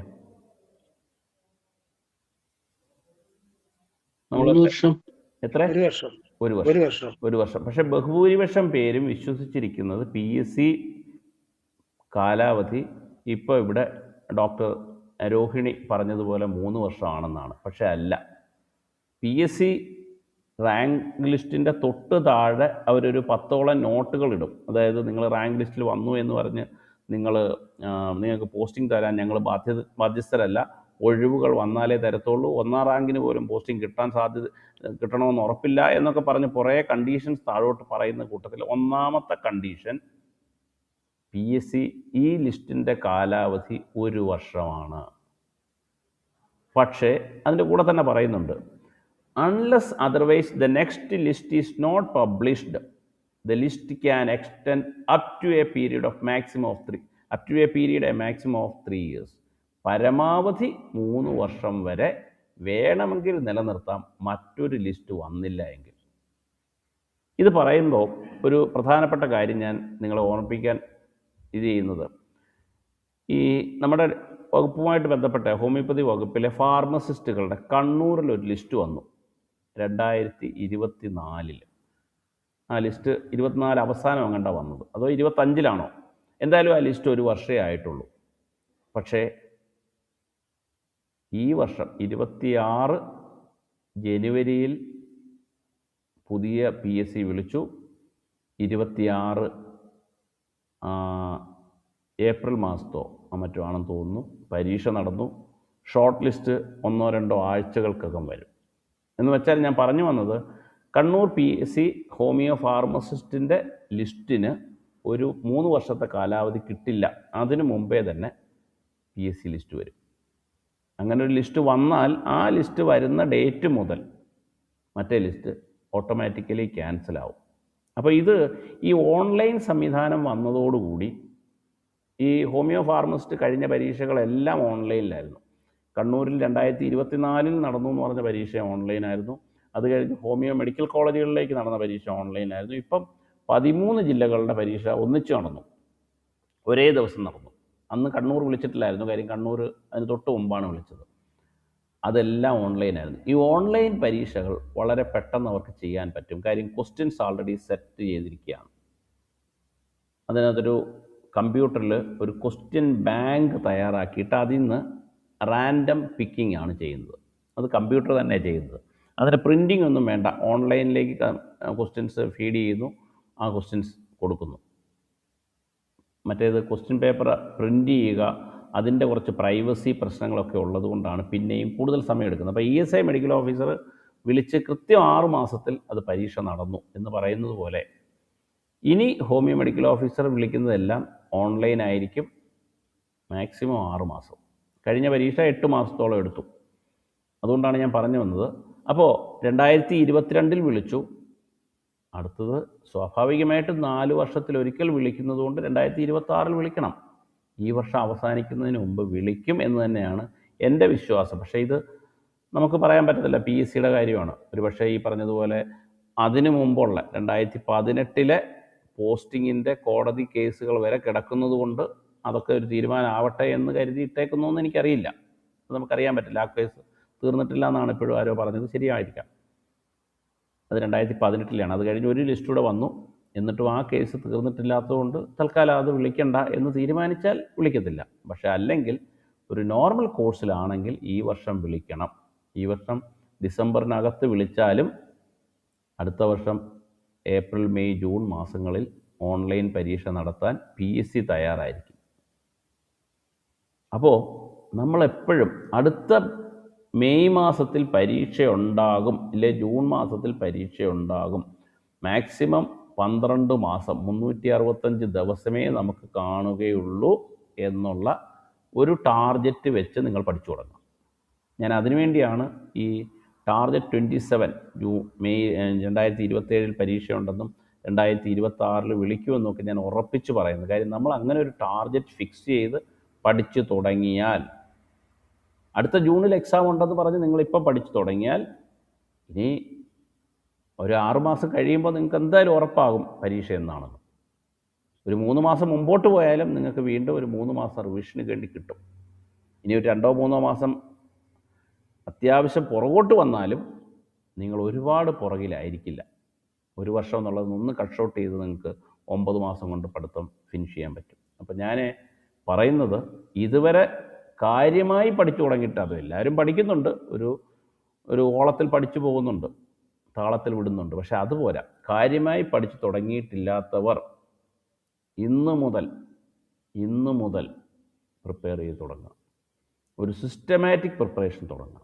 എഴുതി പഠിച്ച് ഓരോ സബ്ജക്റ്റിനും 1-2 നോട്ട്ബുക്കുകൾ വാങ്ങി വെച്ചിട്ട് അങ്ങ് എഴുതുക. എഴുതി പോവുക. പഠിച്ച് എഴുതി പോയത് പിന്നെ റിവിഷൻ സമയത്ത് എല്ലാം കവർ ചെയ്ത് കഴിഞ്ഞിട്ട് നോക്കിയാൽ മതി. ആ രീതിയിൽ, അതുകൊണ്ടാണ് എഴുതി പഠിക്കാൻ പറഞ്ഞത്.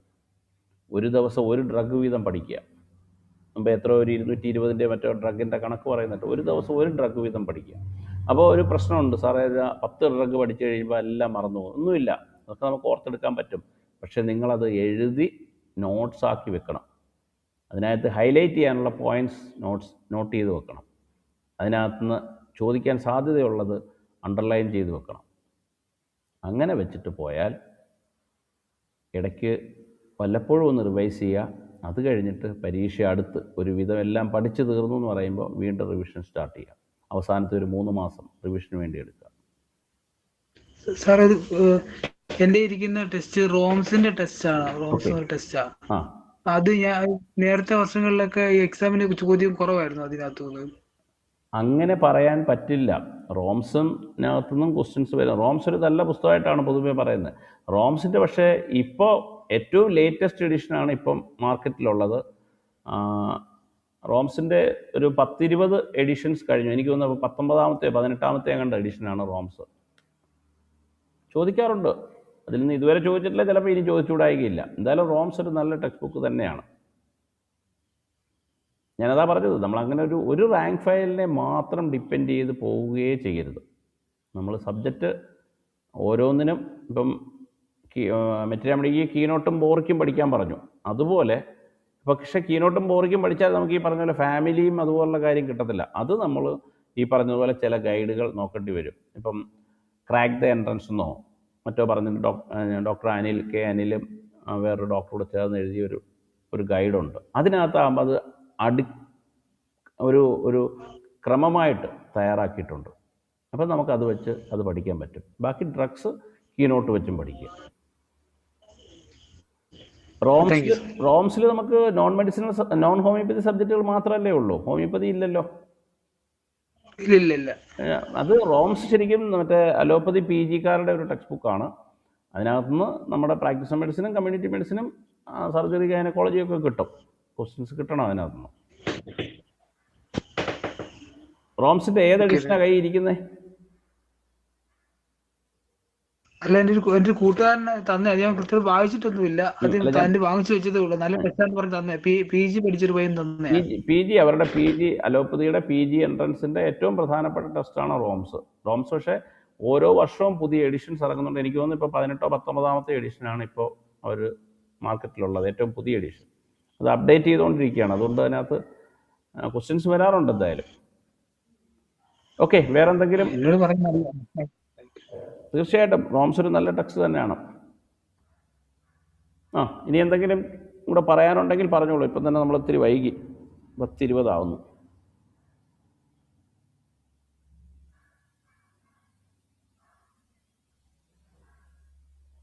സ്ഥിരം ചോദിക്കുന്ന ചോദ്യങ്ങളല്ലാതെ എന്തെങ്കിലും സംശയങ്ങളുണ്ടെങ്കിൽ ചോദിച്ചോളൂ.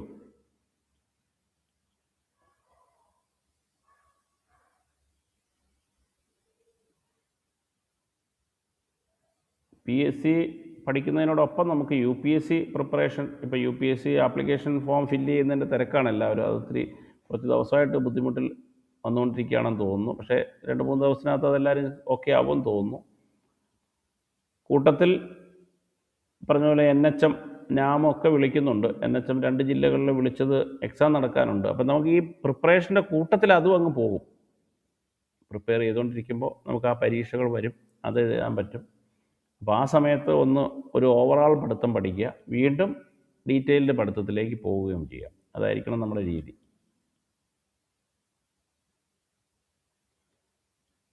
സമയം ഒരല്പം കടന്നു എന്ന് തോന്നുന്നു. അതുകൊണ്ട് നമുക്ക് ഇന്നത്തേക്ക് അവസാനിപ്പിക്കാം. വേറെ പെട്ടെന്ന് എന്തെങ്കിലും ഒരു സംശയം ഉണ്ടെങ്കിൽ ഒന്ന് ചോദിച്ചോളൂ. സംശയം ചോദിക്കുന്നതിൽ ആർക്കും മടി വിചാരിക്കണ്ട. മുൻപ് ചോദിച്ചിട്ടുള്ള കാര്യങ്ങളാണെങ്കിലും ചോദിക്കാം, കുഴപ്പമൊന്നുമില്ല.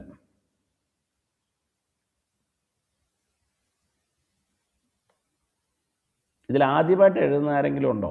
ആരെങ്കിലും ഉണ്ടാവും, കുറച്ച് പേരുണ്ടാവും. 66, 70, 72 പേരേ ഉള്ളൂ. ഇപ്പം 74 പേരേ ഉള്ളൂ. ആദ്യമായിട്ട് എഴുതുന്നവരൊന്ന് ഹാൻഡ് റൈസ് ചെയ്തേ നോക്കട്ടെ. ആദ്യമായിട്ട് PSC എഴുതുന്നവർ. Okay, Sahala TS, Fousiya Shajahan, Smera S, Neeraja Jayaprakash, Sanjitha, Shilpa Somaraj, Vilsha PS. Okay, കുറേ പേരുണ്ട്. എന്തായാലും ആദ്യമായിട്ട് എഴുതുന്നവർ കുറേ പേരുണ്ട്. നമ്മൾ പരീക്ഷ അടുപ്പിച്ച് ഈ വൈൽഡ് ഗസ്, നമ്മൾ പണ്ട് മുതലേ പറയുന്ന ഈ കറക്കി കുത്തുന്നത് എങ്ങനെ ചെയ്യാമെന്നുള്ളതിനെക്കുറിച്ച്, കറക്കി കുത്തുന്നത് പരമാവധി കുറയ്ക്കണം, പക്ഷേ കുറച്ച് കറക്കി കുത്തുകയും വേണം. അപ്പോൾ അതെങ്ങനെ ചെയ്യാമെന്നുള്ളതിനെക്കുറിച്ച് നമ്മൾ ഇടയ്ക്കൊരു വളരെ കൃത്യമായിട്ടൊരു ക്ലാസ് പറഞ്ഞു തരാം. നിങ്ങളത് തന്നെ ഫോളോ ചെയ്യണമെന്നല്ല, എങ്കിലും അതൊക്കെ കുറച്ച് തന്ത്രപൂർവ്വം ചെയ്തു കഴിഞ്ഞാൽ നമുക്ക് കുറച്ച് മാർക്ക് വാങ്ങാൻ പറ്റും. പിന്നെ നിങ്ങളെല്ലാവരും അടുത്ത APGT പ്രിപ്പയർ ചെയ്യുന്നുണ്ടാവും. APGT PGക്ക് പോകാൻ താല്പര്യമില്ലെങ്കിൽ പോലും APGT വിളിക്കും, വലിയ താമസമില്ലാതെ വിളിക്കുമ്പോൾ അത് അപ്പിയർ ചെയ്യുക. അതിനുവേണ്ടി കുറച്ച് പ്രിപ്പയർ ചെയ്ത് കഴിയുമ്പോൾ അതിൻ്റെ ഒരു പരീക്ഷ എഴുതി കഴിയുമ്പോഴൊക്കെ കുറച്ച് അതും നിങ്ങൾക്ക് ഗുണം ചെയ്യാൻ സാധ്യതയുണ്ട്. ഓക്കെ, അപ്പോൾ ഈ പുതിയ ആളുകൾ 12 പേരാണ് ഇപ്പോൾ ഹാൻഡ് റൈസ് ചെയ്തിരിക്കുന്നത്. പുതിയ ആളുകൾക്ക് ആർക്കെങ്കിലും നിങ്ങൾക്ക് സംശയങ്ങളുണ്ടെങ്കിൽ, പരീക്ഷയെക്കുറിച്ച് എന്തെങ്കിലും സംശയങ്ങളുണ്ടെങ്കിൽ ചോദിക്കാം. ജനറലായിട്ട് കഴിഞ്ഞകാല പരീക്ഷകളിലെ അനുഭവങ്ങളെക്കുറിച്ചോ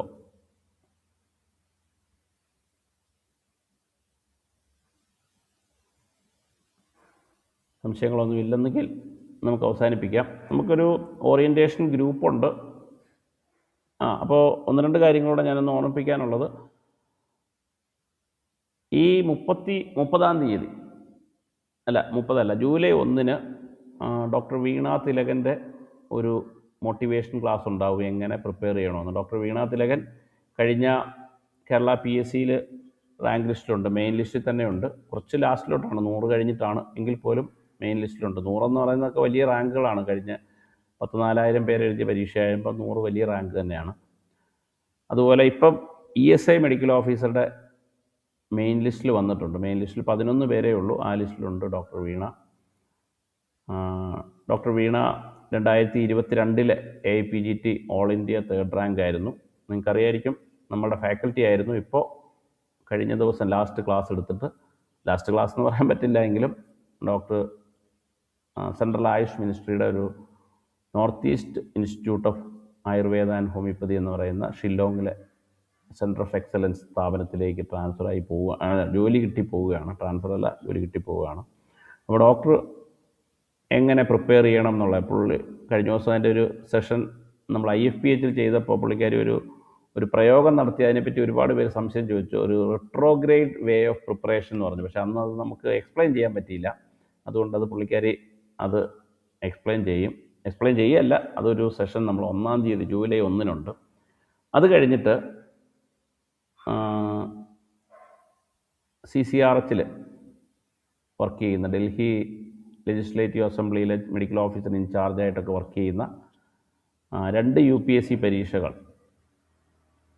ക്രാക്ക് ചെയ്ത, കഴിഞ്ഞ കേരളത്തിലെ അസിസ്റ്റൻറ്റ് പ്രൊഫസർ തസ്തികയിൽ ഓർഗനോൺ ഓഫ് മെഡിസിൻ്റെ റാങ്ക് ലിസ്റ്റിൽ ആദ്യ റാങ്കിൽ വന്ന്, പക്ഷേ കേരളത്തിൽ ജോയിൻ ചെയ്യാതെ ഡൽഹിയിൽ തന്നെ നിൽക്കുന്ന ഡോക്ടർ ചിത്ര വാസു, ചിത്ര ഡോക്ടറുടെ ഒരു സെഷൻ വലിയ താമസമില്ലാതെ അതും നമ്മുടെ ഗ്രൂപ്പിലുണ്ടാകും. അത് പ്രധാനമായിട്ട് അത് UPSC പരീക്ഷകൾക്ക് തയ്യാറെടുക്കുന്നതിനെ കുറിച്ചാണ്.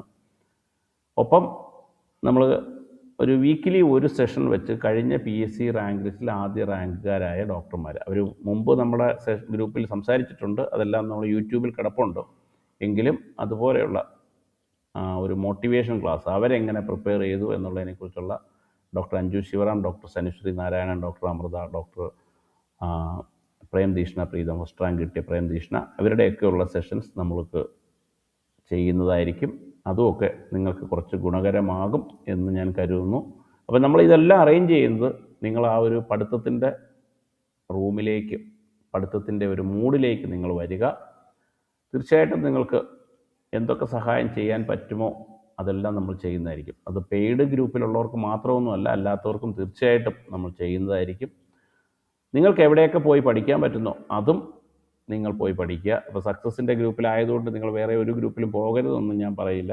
ഇപ്പോൾ കഴിഞ്ഞ ആഴ്ചയിൽ ഞാൻ തന്നെ ഉദ്ഘാടനം ചെയ്ത വലിയൊരു സ്റ്റാർട്ടപ്പ് അക്കാഡമി കേരളത്തിലുണ്ട്. വൈറ്റ് കോട്ട് അക്കാഡമി എന്നാണ് എൻ്റെ പേര്. കോഴിക്കോട് ഗവൺമെൻറ് ഹോമിയോപ്പതി മെഡിക്കൽ കോളേജിൽ നിന്ന് ഇറങ്ങിയ ഒരു കൂട്ടം ഡോക്ടർമാർ, ഡോക്ടർ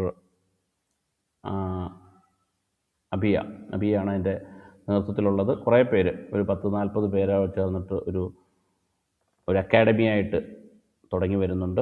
അവരും ക്ലാസ്സസൊന്നും തുടങ്ങിയില്ല, ക്ലാസ്സസൊക്കെ ഇപ്പോൾ തുടങ്ങും. അപ്പോൾ നിങ്ങൾക്ക് എവിടെയൊക്കെ പോയി പഠിക്കാൻ പറ്റുന്നോ അവിടെ നിന്നെല്ലാം പഠിച്ച് എങ്ങനെയായാലും അടുത്ത PSC ലിസ്റ്റിൽ കടന്നുകൂടുക. കാര്യം ഹോമിയോപ്പതി ചികിത്സാ രംഗത്ത് പ്രൈവറ്റ് പ്രാക്ടീസ് കൊണ്ട് അത്ര സേഫായിട്ട് നിൽക്കാൻ നമുക്കിപ്പോൾ കഴിയില്ല എന്നുള്ളൊരു സാഹചര്യത്തിലേക്കാണ് നമ്മൾ വരുന്നത്. അതുകൊണ്ടൊരു ഗവൺമെൻറ് പോസ്റ്റിങ്ങിലേക്ക്, അത് ഗവൺമെൻറ് മെഡിക്കൽ ഓഫീസറായിട്ടോ NHM ആയിട്ടോ നാമായിട്ടോ ഒക്കെ നിങ്ങൾ ജോലിയിലേക്ക്, ഒരു സ്ഥിര വരുമാനത്തിലേക്ക് കടക്കണം എന്ന് തന്നെയാണ് എനിക്ക് നിങ്ങളോട് പറയാനുള്ളത്. അതിനുവേണ്ടിയുള്ള ഒരു പരിശ്രമം നിങ്ങളുടെ ഭാഗത്തുനിന്നുണ്ടാകണം. തീർച്ചയായിട്ടും പരിശ്രമിച്ചാൽ വിജയിക്കാതിരിക്കില്ല, ഉറപ്പാണ്. അപ്പോൾ എല്ലാവർക്കും നിങ്ങളുടെ പരിശ്രമം ആത്മാർത്ഥമായിട്ട് സ്ട്രോങ് ആയിട്ട് തുടങ്ങാനുള്ള ഒരു മോട്ടിവേഷൻ നിങ്ങൾക്കുണ്ടാകട്ടെ എന്ന് ആശംസിക്കുന്നു. എല്ലാവർക്കും വിജയാശംസകൾ നേരുന്നു. അപ്പോൾ ഇന്ന് നമ്മൾ അവസാനിപ്പിക്കുന്നു. Thank you very much. Good night.